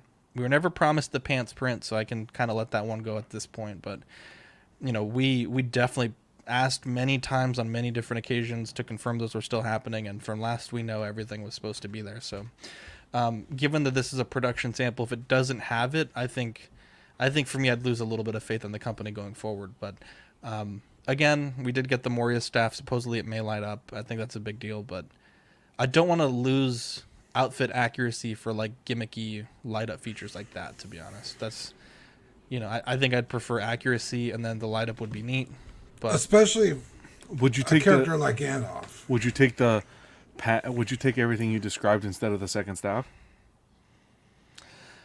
I think it shouldn't even be a question, to be honest. I think at this price point, with this company apparently doing this level of quality, I think that shouldn't really even be a question, right? It's, with a character like Aragorn, like, you could certainly make the argument, like, okay, well, technically the second sword's in the third movie, and by that point he's wearing a different outfit. I could totally see that. But I think for them not to give both staffs off the bat, for us, John, to even have to go through the level of work we did, that's to me is ridiculous. bonkers. Yeah, right? Yeah, especially because Gandalf the Grey is only in one of the movies. Yeah, so I the pants print. The pants print I can kind of forget about. Like you said, it's not that visible. But the hand thing, you can no longer make the excuse, well, do you have a screenshot of it in the movie? It's like literally every time you see his hand safe but one or two, he's wearing the knuckle. The like it's knuckles. It's one thing to get feedback from the community. It's a whole other thing to have to get a whole community to revolt almost to get 100%. Yeah, so 100%. Especially because the Joker is so fucking well done and meticulously combed over that it's like that care should have been taken with Gandalf. Because I would argue Gandalf's a more important character. But even with the Joker though, when they first showed those photos, we all mentioned on this channel, hey, he's missing the pencil and he's missing the shotgun. He literally gets the shotgun in the first scene of the movie. It absolutely should be there. The pencil, one of the most iconic scenes of the movie, and you have the grenades from the same scene. So it's like, why are we missing these small things that should be there, and then going to the nth level on other smaller things? Like, the moth is cool, but I'd much rather have the pants print than the moth. I guess if I had to pick and choose, right? Like, I think the moth is neat, but I don't need two hands and a moth dedicated just to that 1-2 second scene when his hands aren't going to be accurate for 90% of the film. So, there's those photos there. Now, can Aragorn, I just really say really quick? Please, so if you go back to this is a fine picture right here. I'm not like so blown away by this figure, but I think if you envision him with like Aragorn and Legolas and all the others down the line that they're going to start adding to this, I think he becomes a lot more appealing. So, like, I'm kind of trying to think ahead. Like, do I want to just add this one? I don't think so because I'm not that blown away. But knowing that more are coming down the line makes it very tempting for sure. One thing also, I mentioned this earlier, but I don't think the body on this is particularly good. We know the height should be accurate. We confirmed that with John a few months ago. But Gandalf's kind of a thick boy. He's kind of got a little bit of a pudge, to be honest, and he looks pretty thin in these photos. Again, this is just a snapshot of a review, but I think he could stand to be a bit bulkier. I think the Asmus, they have a little bit of a fat suit on the body. I think it looks body-wise, outside of the portrait, outside of the details of the outfit, I think the body proportions look a little bit better. At any rate, Aragorn was supposed to be at the event. We were told we would see the prototype, at least of the rooted version. I thought from this portrait from this side view, I thought the portrait looked a little bit rough. I think the hair looked too thick, and I don't think this looks particularly like Viggo Mortensen. Allegedly, Queen stated it was damaged in transportation, and they were not able to fix it during under the field conditions. So they'll be showing it at the Thailand Comic-Con on the 28th to the 30th. Though, a bit weird, there's a lot of people that went to the event that we've confirmed independently that they said that Viper pulled the Aragorn and the Harry Potter because they weren't happy with the quality. So a little bit of mixed messaging there. Again, as a company, we've probably told a few white lies in our history. I'll definitely give them that, but it's weird for them to double down publicly and say one thing and then privately to have said another. Again, especially with all the issues that we're dealing with other characters. So, but I do want to give them credit for pulling potentially something that they didn't feel was strong enough. Yeah. Like I was getting on them for those first images of the Gandalf. Just come out with a bang. Show us like the best possible first impression, because you can't undo those things. So I do appreciate that, even if they lied about why it was hidden. Yeah, that's a good point. Definitely. Moving forward, this is the Bruce Wayne that was shown, and I think honestly of everything that they showed, I think this might be the lowest point for them. I think the sculpt just looks soft. I think the sculpted hair, the strands look far too thick, especially compared to what Hot Toys has shown us on their version. I think compared to their Joker, which again, like Dean said, the sculpted version did look quite good. I don't know. I just don't feel like this is particularly good release, at least in this prototype stage of this version of the character. Someone had posted some memes here about upgrade and then fuck go back. So I don't know. I wasn't a huge fan of what we got there on this one. Why does he look so sad? He's got emotional damage, my friend. You've seen the movie, right, Dean? Yeah. There you go. No, that bottom one looked like he was about to cry. And that's how he looks the entire movie. Yeah. There's more photos of the Batman. It's anguish. Kind of blow through these just a bit because we're kind of running short on time here. But I think this looks. I think this looks pretty good. I think again, I wish we would have been more informed about the cape length. I think a formal statement saying, "Hey, this is going to be fixed." I think that would have been great. Oh, it is fixed. It's much fixed. longer now. Yeah, it's good. And especially comparing this portrait here to this portrait here. I mean, they're basically the same dude, just with makeup. I don't understand how it's so much worse, to be honest. But yeah, Justin does have a review of this, though. Keep in mind this would be a prototype compared to the others, which are quote unquote production samples. Now this happened, and the reason why I'm rushing through this because I know John's going to spend a bit of time here. And John, crazy, yeah. No, please take the floor because I know you're very passionate about this. I'm gonna step away for just 2 seconds. I'll let you guys have the floor, and I'll be right back. Yeah. So while we were streaming, at least we found out that, at least with 1/6 kit, that they're going to be reopening the pre-orders for all the Inart figures. Like, in what dimension am I living in right now? Second time? This is the second time this is happening? This is crazy, man. This is some crazy shit. John, I'm not actually shocked because obviously when Toys Wonderland, they'll do their own thing. But when they put it up, I was like, there's a little bit of smoke here. I wouldn't be shocked if, we would start seeing it available at other retailers or distributors or however you want to classify them. Well, apparently, take that with a grain of salt, apparently. Toys Wonderland never closed the ordering window? Apparently? Is that true? Yeah, I don't think it ever went sold out. Yeah. Okay. So that, I can understand, I can put myself in the 1/6 kit's position as to, well, how the hell is Toys Wonderland keeping it open? But I can't keep it open business-wise. But at the same time, when you're advertising on your site, the window closes at this time. Yeah, keep that closed, please, because again, if I'm ordering, and this is we're rehashing what we talked about 4 or 5 months ago. If I'm ordering, a lot of collectors felt pressed. I got to get it in. I got to even towards the later dates of that Batman figure. I even messaged the Patreon. Shit, should I order it? Should I order it? Should I order it? People felt pressed. People, you know what I mean? To order. And now you're reopening it? For me, I think customers should be able to get their NRDs back. Just my opinion. You may not like that idea, but if I want to cancel due to whatever goddamn reason I have for the way I collect, oh, you're an elitist because you care about exclusivity, whatever reason it is. When I had placed my order, I was told that this ordering date was going to be cut off on this date. You've now gone against that and are reopening it for whatever reason.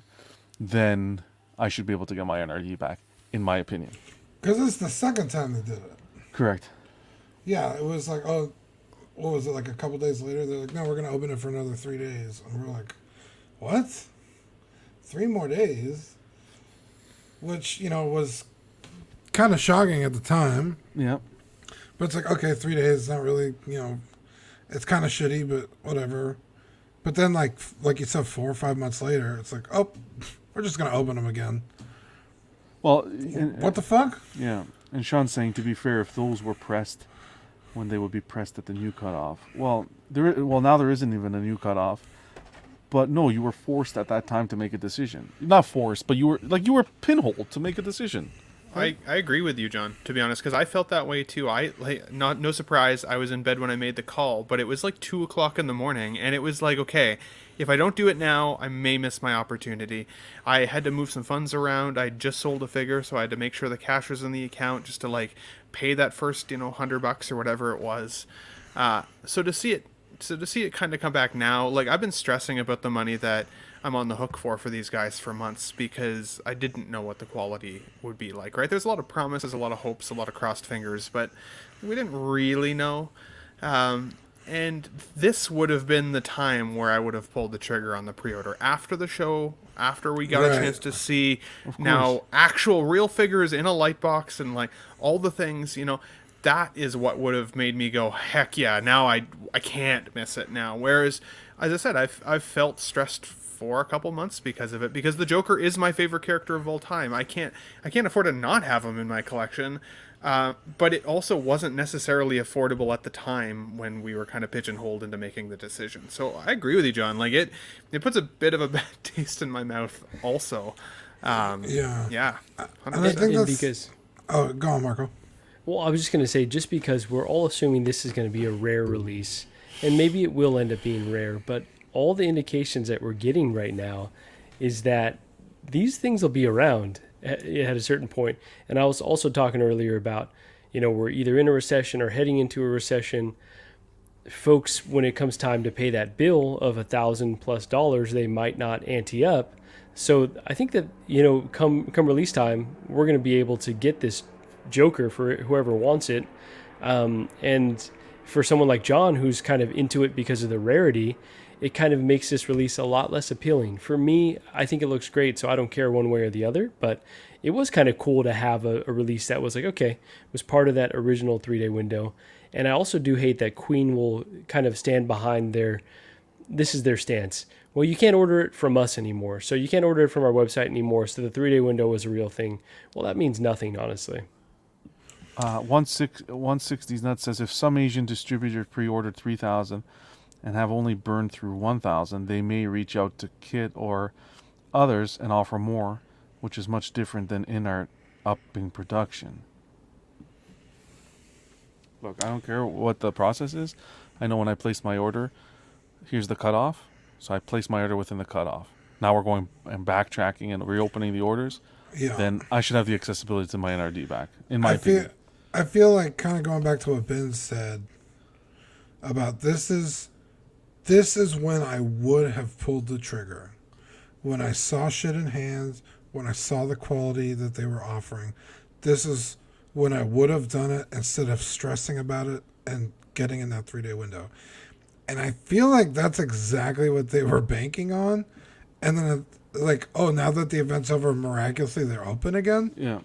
Oh, because they knew people were going to want to wait. So it's like, fuck it. Now the hype's there, open that shit up. I think they fundraised. Yep. Equan said it perfectly. Imagine ordering it from the 3-day window, and later down the line, people are getting these Jokers at a discounted rate. That's what I'm afraid of, and I will be pissed. I will legitimately be pissed if that happens, honestly. So I really think, Marco, this comes back to what you originally said about Inart's communication, and I think their product is there.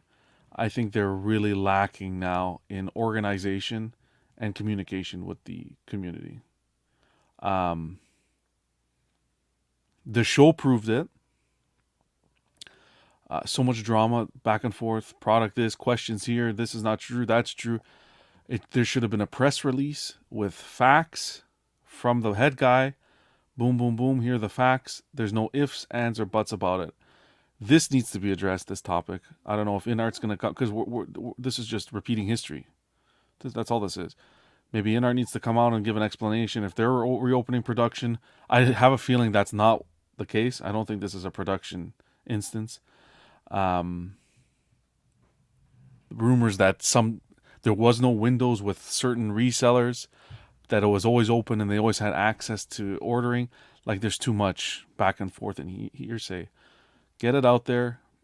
Be open with the community. Be truthful.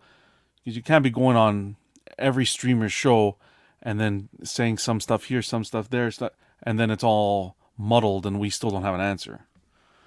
I also think just a tad, just a little bit unprofessional at the fact that it's been 2 days since the event, and a lot of channels have had questions and so forth, and we haven't had any statements from Queen.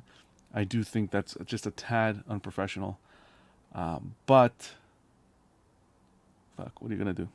Yeah, and I want to get it straight that we're not entitled to have that access to Inart or to Queen. So the fact that we've had it initially was really awesome, and I hope it continues. And John, like you're saying, I hope that they get their communication streamlined so they're not, kind of mixed messaging out here making all these promises. But I feel like we're feeling like a lot of communities where a politician comes in and promises a bunch of stuff, and then we don't really see that delivered.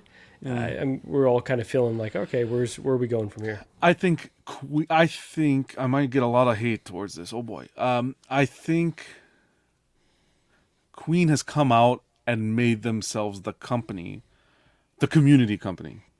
We come out. Let me just read this quickly. Equan says, Kit said that these were from canceled orders.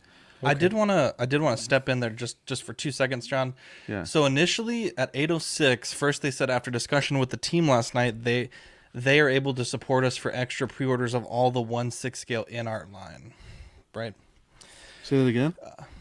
After discussion with the team last night, they're able to support us for extra pre-orders of all the 1/6 scale Inart line. Yeah. All Inart pre-orders are back up in stock. So now, 2 hours later, they said, we received some... So this is the same post that was edited. We received some inquiries after the show, Inart show in Las Vegas.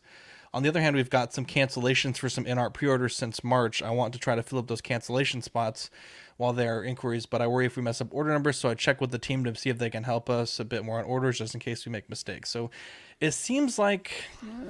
But on every figure... like they're walking it back. Like on it every... like they kind of got a little bit of backlash, and now they're saying, well, now we have cancellations, but we also talk to Inart to see if they can help us if we oversell. So it's a mixed message. I don't think this is a full... And 1/6 shooter does make a good point. How well does Hot Toys communicate? Not well at all, but I think Inart came out of the gate kind of trying to be that company that would communicate. But let me pose this question. Who in their right mind walked away from that convention or the pictures and thought, yeah, I'm just going to cancel my order. Well, since March is what the edited I'm just saying it's like a very convenient time. And not to get into it, but apparently there's been a lot of people who are standing for their beliefs and so forth from a business practice sort of thing. I don't want to go into that, though. I'm not getting into it, but that's what cancellations are coming from as well. I said I wasn't going to get into it because I don't either. But where I'm saying in regards to the communication, my thought was Queen has already established that they're for the community. They're going to be vocal on streams and come on streams and answer questions and be there. You've already established that, so you have to maintain that now. Whether it be you cut back a little bit on going on streams and make a more professional approach in the sense that you come out and discuss with the community, but it's not just so, I don't know, like a streamlined press release. Right? Does that make sense? Yeah, no, I completely agree with you, John. Okay. Yeah, so maybe they need to have answers to questions beforehand that they can screen, or something where it's Something like not that. just like free form where a representative's got to make up stuff on the spot, or just say I'll talk to the team and get back to you. Because it's exactly it's unprofessional to go on a stream as well and say, hey, well, I got to get back to you and so forth. It's great to be organized and here's 10 submitted questions. These are what we're going to ask you. Come back. So there's no surprises, stuff like that. But then to go silent, you can't go silent either once you've established that communication and trust with the community. Yeah, well, because that's the promise, right? It's the promise that they've kind of made to us that now it feels a little violated, and that's been something that I've been worried about with Inart. Like at least with Hot Toys, we kind of know they're never really going to communicate, so it is left up to speculation, and we can kind of do with it what we want. But when we got kind of a taste of communication and then it's gone kind of sideways, it actually feels worse, because then it feels like we're getting ghosted by a company who's asking for their faith and like for a decent chunk of change to go along with it, right? I mean, they're not giving these things away by any stretch. So CSI brings up a point. Actually, Fig Fate brings up a point first. He says it wasn't even until Justin's videos that we saw how articulated these figures are. John couldn't answer that anytime he was asked before. And I think that was a really smart move for them to partner with Justin to give him that forum so he can kind of do everything he needed to with those figures. So we've got a lot of answers.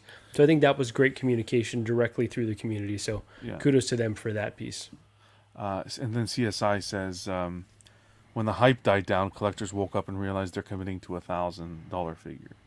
I still think it's pricey, but I think for what you're getting, it's kind of fair. You're getting the two figures, the die cast. I think it's fair. Throw everything to the wall, I think it's fair.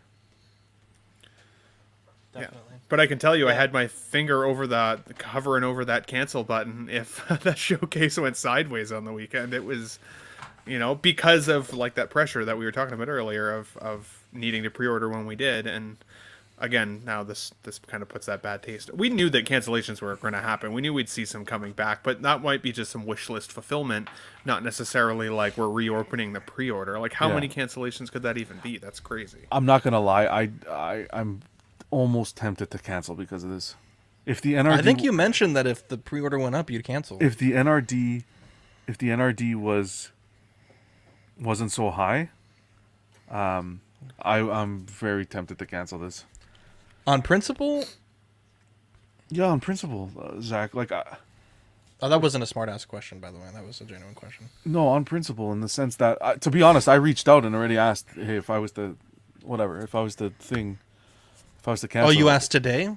Yeah. What would you do with NRDs? And yeah, NRDs aren't refundable, which is obviously non-refundable.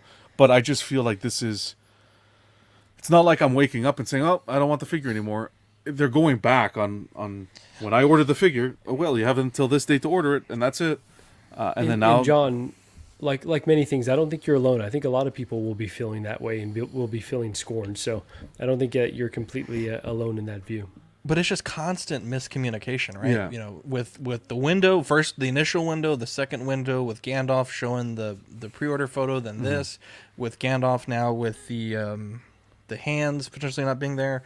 I mean, it just seems like, and the thing that bothers me is like John mentioned, we have this collector's chat with John, and this past 3 days it's been like radio silence. Like there's been quite a few important questions asked about a lot of things, and it's just like now that you've partnered with some really great people in the hobby, or us smaller creators kind of no longer as important. And I don't know. And also I wonder, just really quick, I wonder if the whole staff thing was like a win for us, but maybe the other party felt a little beat up over it. Like, man, we really regret getting into this 1-6 game with these folks because they are very vocal. Yeah, but they're making so much money, so they are, right? We're great free advertising. Okay, then go disappear and we'll stick to Hot Toys. Like, what the fuck? You came into this market to make a difference. Somebody clip that, please. It's not a one-sided relationship, because when we have John on, let's be real, our numbers are better than when he's not on. Fact. The same goes for I think almost any channel. But at the same time, they also gain a little bit of marketing. They get to answer questions in a little bit of an open forum. I think it's a beneficial relationship. So I think it's kind of a shame that it's only been 3 days. Maybe he's still traveling, but I really hope that we're not kind of kicked out of being able to have access to John, because it honestly seems that way at this point. But I don't want to put the cart before the horse. 1/6 shooters kind of hitting the nail on the head. It's annoying, but not worth canceling over. Hopefully they learn. That's, I hope. Like, I feel like if I was to cancel because of that principle for my, like, if I was to cancel because of that, I think I'd really be the one losing out in the situation with that product. And I didn't really buy it for me. I didn't buy it for myself. I bought it more for future. But I don't know. We'll see. This has to stop going forward. Bob Dylan with the super chat. Oxfather, thank you for the honesty. There was a quid pro quota hosting John on a channel. Yeah, absolutely. I mean, let's be real. I think John's a fantastic gentleman, but thank you. I mean, certainly I'm having him on the show to ask these questions and to, you know, be able to clarify for figures that I truly care about. And again, I think there's some benefit from coming to our channel as well. Dean, you're on the hot seat. 1 minute on the clock. What was your favorite and least favorite piece that Inart showed during the Las Vegas event, and why? Favorite? It's going to come to shock to you. The Joker. That figure really showed me that they came to fucking party. Totally blew me away. Proved all my doubts wrong. And won me over. So I don't feel as hesitant to order from them in the future. Least favorite? Gotta be it. I don't really care for the character. It honestly doesn't look that much better than the Hot Toys. That, like, if I had it in my collection, I would feel the need to replace it.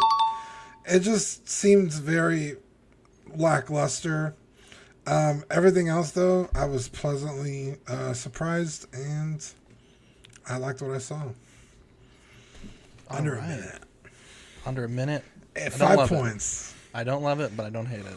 What do you mean? Use the full minute. Good job, buddy. I'm just kidding. It was 4 seconds. Hey, you can do a lot in 4 seconds, you fucking gabagool. That's true. John, 1 minute on the clock. What? Do you think that the Inart Joker lived up to the hype? Do you think it's a fair comparison to the DX11? Or would you say a better comparison would be to the more recently released Hot Toys quarter scale Joker?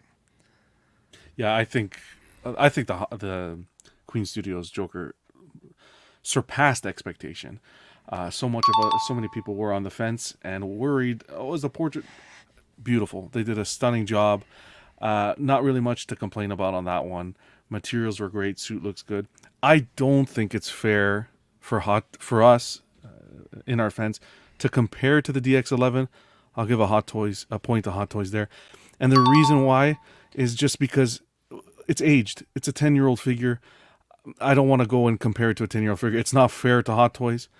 To do that, I would compare it to the quarter scale, which I really do think still quality of the portrait, likeness, the rooted hair, the tailoring on the suit, the materials used for the suit, the die cast alone far surpasses the Hot Toys one, even in quarter scale.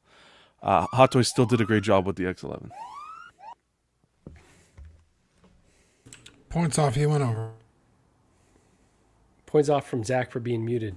Yeah, what a dingus! What an absolute. Hang on, I have this for Dean here. -1 point for being a dingus. What the? No, you absolutely not. Hey, this is my show, Dean. I do what the hell I want to on my show. Okay, it's also my show. Marco, question for you. 1 minute on the hot seat. Let's go. What innovation shown by Inart this weekend do you think will carry forward and become staples for the 1/6 scale hobby? Yeah, so honestly, I haven't seen like that much innovation from Inart based on what we were initially promised. But I will say the thing that I liked the most was the Joker custom body, right? We saw kind of the slouch there, and it looks very different compared to the Gandalf, compared to the Batman, compared to the It, which also seemed like it had a custom body as well. So I would say that alone, the use of high quality materials as well. So yeah, everything from the tailoring. So these aren't really innovations, though. It's just doing everything incrementally better than what we've been seeing from Hot Toys. So I would say that overall, not like completely blown away beyond maybe like magnetic feet, but who knows if that's something that's going to be long term across all 1/6 releases moving forward. But yeah, they're just doing everything just a little bit better in terms of details. And I would say that's their biggest innovation opposed to using separate materials or, tech. All right, there we go. Ben, last but certainly not least, on the hot seat. Let's do you like that. There we go. Oh my goodness, Jesus! It's a big boy. Tickety, Jesus. Ben, the Inart Joker was first shown to us in early March, and now in mid-October we are seeing a quote-unquote production sample / final product with a release supposedly being imminent. Do you think this turnaround time is sustainable for Inart? Do you think it should be shorter given the current number of figures they have in production, or longer due to the quality of the pieces they are promising? I do think that this is sustainable if they continue to release a handful of figures every year. I think that they need to strategize as to exactly how many they're going to give us, and then stick to that model, even if there's some unknown cool properties that start coming out that generate hype. I do think that they should stick to their model. Otherwise, I'm worried that what we're going to see is excuses for why there are delays, because there's a lot of possible excuses that can happen, right? Issues with recessions, viruses, all of the things. If none of that happens, then for sure, I think that they can sustain this model, but they definitely have to stay on track with their predictions, or I should say their announcements, and try to prove that they are different than Hot Toys. I don't want to see 144 pre-orders and only a handful of figures every year. I want to get what I ordered year to date. Fantastic. I clicked it twice. I don't know if 2 bells went off, but I gave you 2 points for that segment there. Leading us with Dean at 3 points, John 7, Marco 4, and Ben 4 going into the next week there. Let me catch up with some of these comments during the hot seat. I think, D-Rock, I think I think all of these statue and figure companies' sales / pre-orders are down from 2020 to 2021. They are looking for more sales anywhere they can, which will lead to reopening pre-orders, re-releases, and repaints. That's an excellent point. D-Rock's going to be on Club, by the way, this Friday. Very cool. Nice. Be sure to tune in that Friday. 1/6 shooter. I'm comparing it to a custom Joker that I spent over $1,000 building. It meets or beats that one, and you get 2 figures, and the custom is very good. I feel that same way about the Gandalf, to be honest. I think there's some great Gandalf customs, but I think the Inart is still a touch above, to be honest. Our movie of the week was The Nightmare Before Christmas, a Halloween classic, a Christmas classic. Oh, I got to sneeze there. The film follows the misadventures of Jack Skellington. And by the way, I know we lose a lot of people during this segment, but I appreciate everyone that tuned in tonight. We had, I think, almost 100 people watching at one point. We really appreciate it. Hopefully you'll stick around for the movie segment, but if not, thank you for tuning in and for all the support tonight. The film follows the misadventures of Jack Skellington, Halloween Town's beloved Pumpkin King, who has become bored with the same annual routine of frightening people in the real world. When Jack accidentally stumbles on Christmas Town, all bright colors and warm spirits, he gets a new lease on life. He plots to bring Christmas under his control by kidnapping Santa Claus and taking over the role. But Jack soon discovers even the best laid plans of mice and skeleton men can go seriously awry. It's one of my favorite... That's what he calls him in the movie. This is one of my favorite films of all time. Plot-wise, incredible. Music-wise, incredible. Just the level of work that went into creating this film with the stop motion, bonkers. This is an all-time classic. I think I truly think that this is in the top 5 of Halloween films. I think this is in the top 5 of Christmas films. Always that argument every year: is it a Christmas film? Is it a Halloween film? I wanted to kind of watch it in Halloween time because I don't think we watched it last year, and I was really pushing to at least watch it for one of the 2 seasons, so I wanted to get it done early.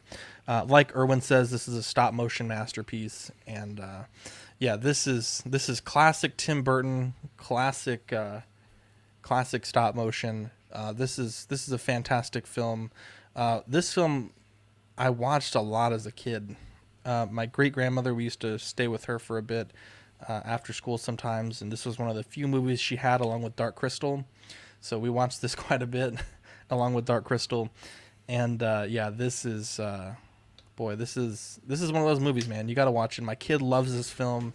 I mentioned it last week, but when she was 3, the first 5 minutes of this film was played constantly in our house, the opening song. And this is one of my favorite films of all time. I'm really glad I got to watch it again this week for the show. And I'm curious if any of you guys haven't seen it, what you thought about it, or even if you have, what your thoughts are. Yeah, so this movie came out in 93. I was 5. And the only thing I had seen in this style was like the Rudolph movies, the stop motion kind of silly Christmas films. So seeing this was like mind blowing. Like I couldn't even imagine how it was done, you know? And it's such a wonderful movie. Like I really have like the only negative thing I could say about this movie is rewatching it as now an adult. The love of, the romance between Jack and Sally kind of almost comes out of nowhere. They have like almost no interactions with each other, save for like a couple scenes, and then all of a sudden they're like in love at the end of the movie. It was like, that felt kind of weird. But even then, it's still such a sweet, innocent, beautiful story. And yeah, it's so fantastic. It probably is one of the greatest movies ever made in the history of man. Like, wow, really like that. It's just so good. Like the style, the animation, again, the story, it's very simple, easy to follow. It's not, fucking, Ben-Hur or, fucking, I forgot the name of the movie.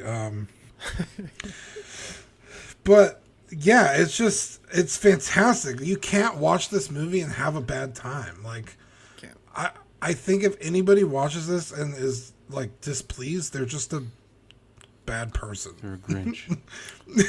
Yeah, like it's so fantastic. I love it so much. The scene where he first gets into Christmas Town. What's this? There's something in the air. Like, bro, like that fucking goes It's a banger off, for sure. bro. A banger. Like, it's so good. Oogie Boogie, are you kidding me? Amazing. Terrifying as a kid. It's horrifying. Still terrifying. I got lucky enough a few years ago here in San Antonio at the McNay Art Museum. I'm so fucking mad, bro. Oh, I didn't know that was a thing. I live like 4 minutes away, so like I was there like day one. They brought all of the surviving sets and what are they called? Or not animatronics? The puppets. Yeah, like they have a very marionettes. I don't know what they're called, but they brought all the surviving stuff from this movie and had an exhibit. We weren't allowed to take pictures, but I got to go and see them in person, and the scale of these things is a kind of mind blowing, because you see them on screen, you're like, oh, okay, like people pose them, and so they're probably pretty small. They're not. They're fucking huge. I mean, they take up rooms, So that was really cool to get to see and experience, and just made me appreciate the movie even more because, like I said, you got to really see what went into making these sets. And yeah, this movie is just absolutely a banger. Give me a Jack and Sally 2-pack. Oh yeah, Inart, Jack and Sally, dude. 7.9 out of 10 on IMDb, 95% Rotten Tomatoes. So really good scoring there. I grew up with this movie. 100% for me in my household. Halloween movie. Didn't even touch Christmas. That was for Home Alone and Christmas with the Cranks. But yeah, this is a classic. I remember as a kid being terrified of Oogie Boogie with all the damn bugs and everything. And then when he gets cut open and everything flies out of him. Yeah. But no, this is a true classic. I was looking at the cast. Catherine O'Hara is Sally. I never knew the mother from Home Alone. I never knew that. I never knew that either. What the hell? And Glenn Shaddix, who was on Beetlejuice, he was the guy who came for the possessed house, the heavier set guy. Uh-huh. He was the mayor. Oh, that's amazing. So that was our movie of the week last week. So that was kind of cool. Nice little Jack's been blown to smithereens. Yeah, I don't know what to do. I'm an elected official. Dude, fucking perfect. And he's two-faced. Yeah. Oh, that's even better, actually. I remember going to the Disney store as a kid, and they were just loaded with Nightmare Before Christmas stuff. Clocks, and they had the stuffed animals and everything. Like the stuffed bears and stuff. This was always a blast, and still to this day pivotal during the Halloween season. That's, you know what? They don't make movies like this anymore, which is sad. Crazy. I missed last week. Unfortunately, I had to work selling too many paint jobs, and jeez, my biggest beef with you guys last week was you did not mention how good the Beetlejuice soundtrack is. That movie had an insanely good soundtrack the whole way through. And this movie, for me, is 100% the same way. I sing every song. I watched this last week, and literally the songs have been stuck in my head all week. It's been awesome. So I'm with John, though. This has always been a Halloween movie for me. I always loved the scene, or just the scenes where Jack is, putting the gifts under the trees and stuff, and then they're like coming to life and scaring the kids, and yeah, so really horrifying. Yeah, or where they're building the presents, and there's that drippy guy and everything. There's so many cool characters in it.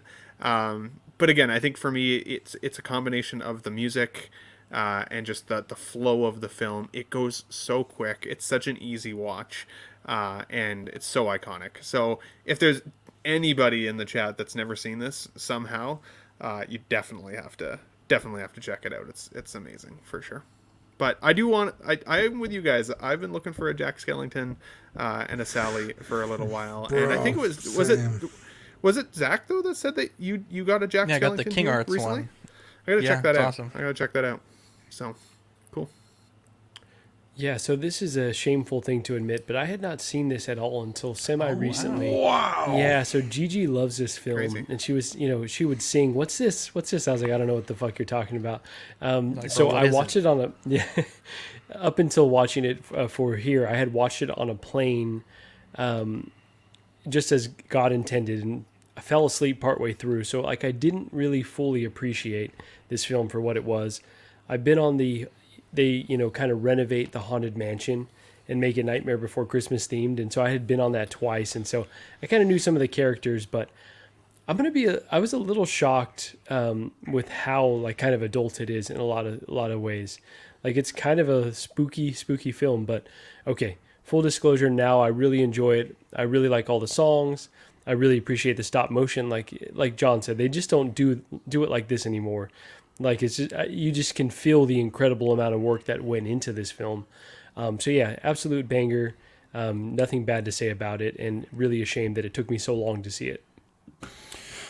I've been looking for a Jack Skellington figure that fits all my needs for so long, because he's such a lovable character, and most of the Halloween people, right? Because Jack is like, hey, let's do Christmas.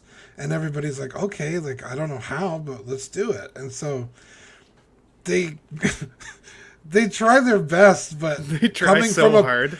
Coming from a place of horror, that when Jack leaves the presents for the kids, they're grotesque and fucking frightening as shit. And he's like, oh my God, I'm doing all this great stuff. Everyone's so content and happy that they're making the world a better place, but they're really not. They're just so sweet and innocent. Anyway, I love Jack. He's such a cool character that I've never found. The one Zach got is phenomenal.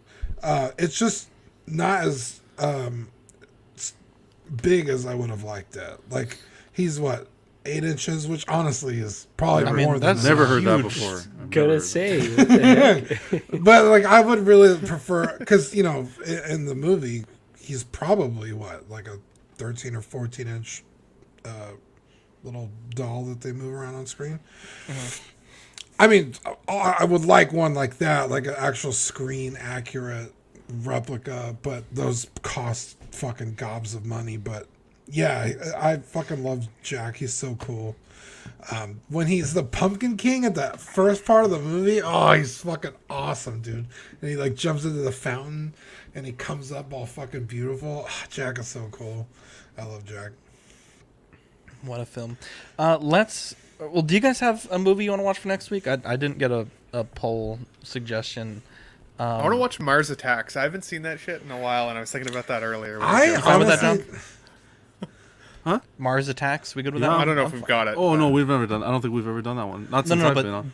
Can you guys watch that in Canada? Or have you I don't seen know. it? Yeah. I've seen it. Yeah, well, we can take care of that. Yeah, All right, let's go with Mars Attacks. I think that sounds like a good Where one. is it? I was gonna say, That's one of if I could go back and get a Hot Toys, it would have been those Mars Attacks Martians, man. The Ambassador. Dude. Yeah. Honestly, don't think I've ever seen that movie. It's on the Roku channel. It's classic. It may be on HBO Roku, nice. Max. Jack Nicholson. No, it's not on HBO Max.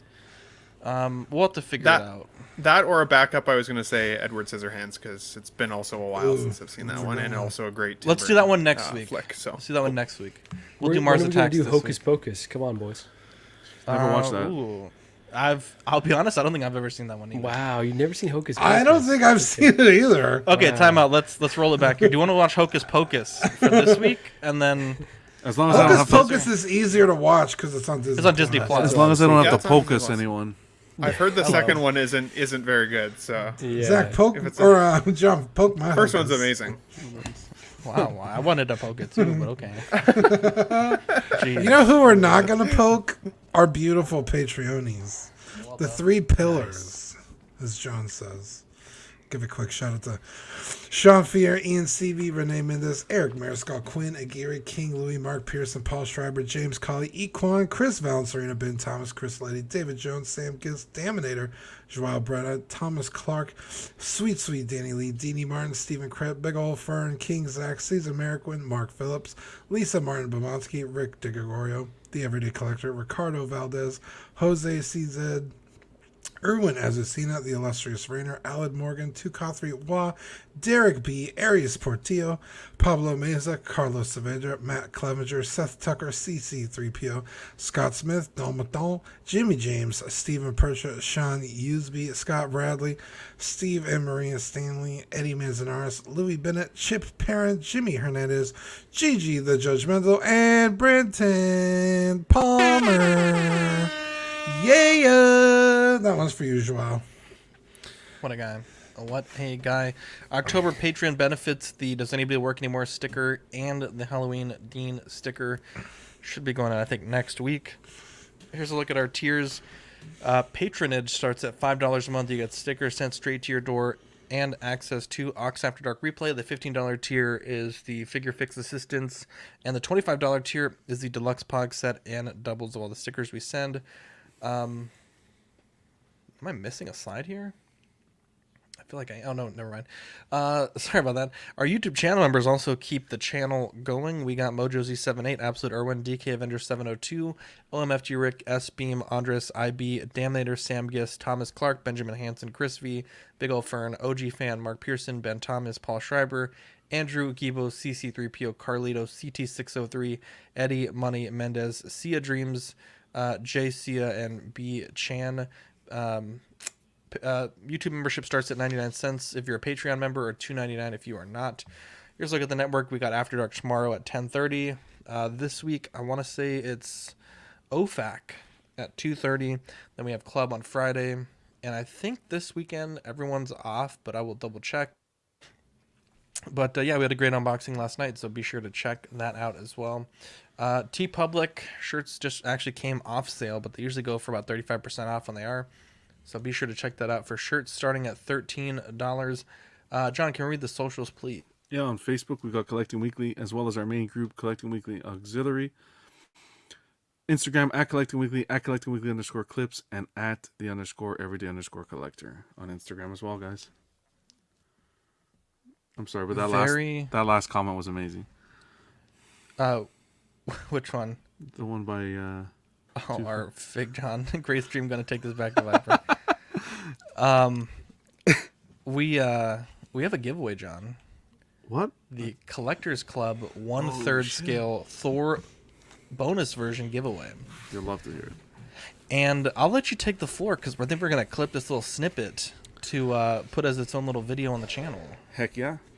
So yeah, man, I was able to team up with Jay from Legendary B Studios. And we're bringing you guys, the viewers. We wouldn't be here without you guys. You guys do so much for the channel, so it's time to give back to the community. So yeah, we're going to be doing the XM Legendary Beast 1/3 scale Thor. This is the bonus version. giveaway. We're giving it to you guys. So I'll give you a few rules that you have to do, and some information on the piece as well. Approximate value of the piece, you're looking at about $1,550. It has an edition size of $7.99. It is third scale, so it is an absolute beast. It's this one here, right behind me. It's not physically this one. You're going to get one fresh in a box, but that's what it looks like. We're asking for ages 18 plus can enter the giveaway. And the winner, just so that everyone knows, will be responsible for any shipping and import charges. Winner will be drawn live on Collectors Club November 25th. And then the deadline to claim the prize will be December 3rd. So here's what we're asking, okay? We're asking you to... There's a forum on Collecting Weekly, the auxiliary page that I had mentioned. We made a post and we pinned it as well. So if you go in there, you'll be able to see it. If you're not part of that group, add yourself, and we'll get you in there, and you can join the giveaway. You actually get a bonus entry for doing that as well. Exactly. Thank you. And actually, just briefly here, John, if you're watching on YouTube, I did link the form, so if you're watching, you can click it and enter right now. It takes just a few minutes. So you'll see. Sorry. No, please. You'll see everything on that form. We're just asking for your first, last name, email address, your YouTube name. So to earn one entry, your first entry, we're going to ask you to do three things. We're going to ask you to join, very important here, join Legendary Beast Studios official group on Facebook. That's Jay's group with all the Legendary Beasts info, and they post photos and all that kind of stuff. You're going to join that. You're going to subscribe to Collecting Weekly's YouTube channel, and you're going to subscribe to the Everyday Collectors YouTube channel. That'll get you one entry point, right? If you do those three things, fill out the form, you got your one entry. Now we have a few. Also, just wanted to clarify. There's, I think, like one or two people that either didn't join the Legendary Beast group or didn't subscribe to one of the two channels. You won't get an entry, so be sure you do all three. You have to do all three to get the one entry. 100%. Sorry. No, please. Those three have to be done. Now for bonus entries, let me just make sure we do. Yeah, for bonus entries... No, I'm just making sure that we stipulate, have you completed the giveaway requirements below? Yeah, exactly. So yeah. Which bonus entry requirement have you fulfilled? So for bonus entries, you don't have to do all of these. We would love you to if you could, and it helps you out because you get extra entries. But first one would be to subscribe to Cash, the Gemini's YouTube channel. Subscribe to Casual Nerd Problems YouTube channel. Join Collecting Weekly Auxiliary group on Facebook. Join the Everyday Collectors group on Facebook, and then on Instagram you can follow at the _everyday_collector and at Collecting Weekly on Instagram. And just trying to support the community. Cash from Cash the Gemini channel and Steve, Casual Nerd Problems, they do some great work for the community. They have great shows weekly, and help them get some more subscribers, and of course, like we said, give back to you guys. And then lastly, there's just a little section there to please provide the number of bonus entries that you've completed. You indicate that and submit the form. And thankfully, Zach is helping me with that aspect, or else I'd be lost. Yeah. But upon claiming the prize, of course, we're going to just verify that the appropriate steps were taken. But yeah, guys, super exciting for the channel. Super exciting. So we have 50 people that have entered so far. Wow. We have an average of 4 to 5 bonus entries. Yeah. So that's 50 plus probably another 200, so about 250. So your odds right now are 1 in 250, which, to win a prize of almost $1,600 is pretty good. So be sure to enter. Like John said, the drawing will be November 25th. I imagine it'll close shortly before then. You'll have a week to claim the prize. If you do not claim the prize, we're not going to reach out to you. It's a very expensive prize, so you'll need to claim that. And again, like we mentioned, you'll be responsible for shipping. Maybe a little bit expensive, but again, it's a $1,600 statue. All you're responsible is shipping and any VAT or import charges. And big shout out to John for getting this going, and then also for the what's his name? Jay, huge shout out from to Legendary Jay. Beast Studio for helping provide this. This is a wonderful piece. John did a live unboxing of this on the channel, and it's definitely going to be a big. I wish I could include a ladder, but Yeah, I was gonna say I was sweating when you were putting it together, bro. Dude, that statue is huge. It's this one here. It's yeah, like seeing it on screen doesn't do it justice, but yeah. Yeah, because the base is extra tall. Yeah. So by the time you put the body on it, and then you got to go up and do the cape and the head, I was having a panic attack. Bro, I did it I unboxed it upstairs. I didn't even take the cape off after. I just took him, lifted him. The wife brought the base down, and I just put him back. The less you touch it, the better it is. Yeah, it's huge. Yeah. Well, I love you guys, and I think we had a great show. Let's give some shout outs here. If anyone has any, the floor is yours. I have 2 shout outs, actually, if you wouldn't mind. Wow. First to Joao Breda, Big Breda. Happy birthday. Either happy it was birthday. yesterday is it today? or today or tomorrow. Happy birthday. Who can keep track of never time looked so zones? good. I know, right? He, his, I believe he's turning 41. So I don't mean Happy to birthday, buddy. out him out That's here. awesome. Yeah, happy no, birthday. He's looking great, and I think his family was spoiling him. Also, shout out to the Ox mother, Victoria. She puts up with a lot of shit, and really appreciate her being cool with bringing all these strangers into her house. And it was a really, really awesome to see. So, yeah, obviously shout out to you guys as well, as I said earlier, but special shout out to her. Shout out Stranger danger, Carlos. Marco. Carlos in the chat, he says he loves me. I love you too, buddy. Well, Carlos, Wow, what seriously? the fuck, Come on, Carlos? buddy. I thought we you blocked guys. him. Actually, I'll shout out Dean today, too. I like Dean today. He was on my good side today. What the hell? Only today. How dare you? I never get on John's good side. You hate No. to see it. Shout out to Marco. We got to, obviously, actually, Marco, we need to do an OxCon recap stream ASAP, so we'll need to get your schedule and Mark's and everybody else as well. But yeah, we got to meet Marco in person. What a guy. Such a sweet, sweet guy. Most polite person I think I've ever met. Wow. Definitely can't wait. The most polite. He's Definitely not can't really wait. Canadian. Definitely I'm just saying. I'm putting it out there. I think fucking Ben's catchphrase is "I'm sorry." Definitely can't wait to meet Gigi in person though. I want to give. She's the best part. She's the best. Yeah. I want to give a quick shout out to everyone on our last D&D stream. Poor Mark, sweet angel, had a power outage. Nothing he could do. It fucking sucks. But we had such a banger episode, Zach. It was so much fun.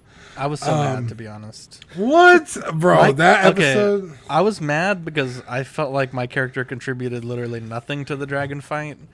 Like, first off, we were doing so well. I did a defensive spell, and then I gave you this thing, but you never actually got to use the ability I gave you. Yeah. So I don't know. I just felt like I kind of wasted, my turns. But No, it was fun. It was great.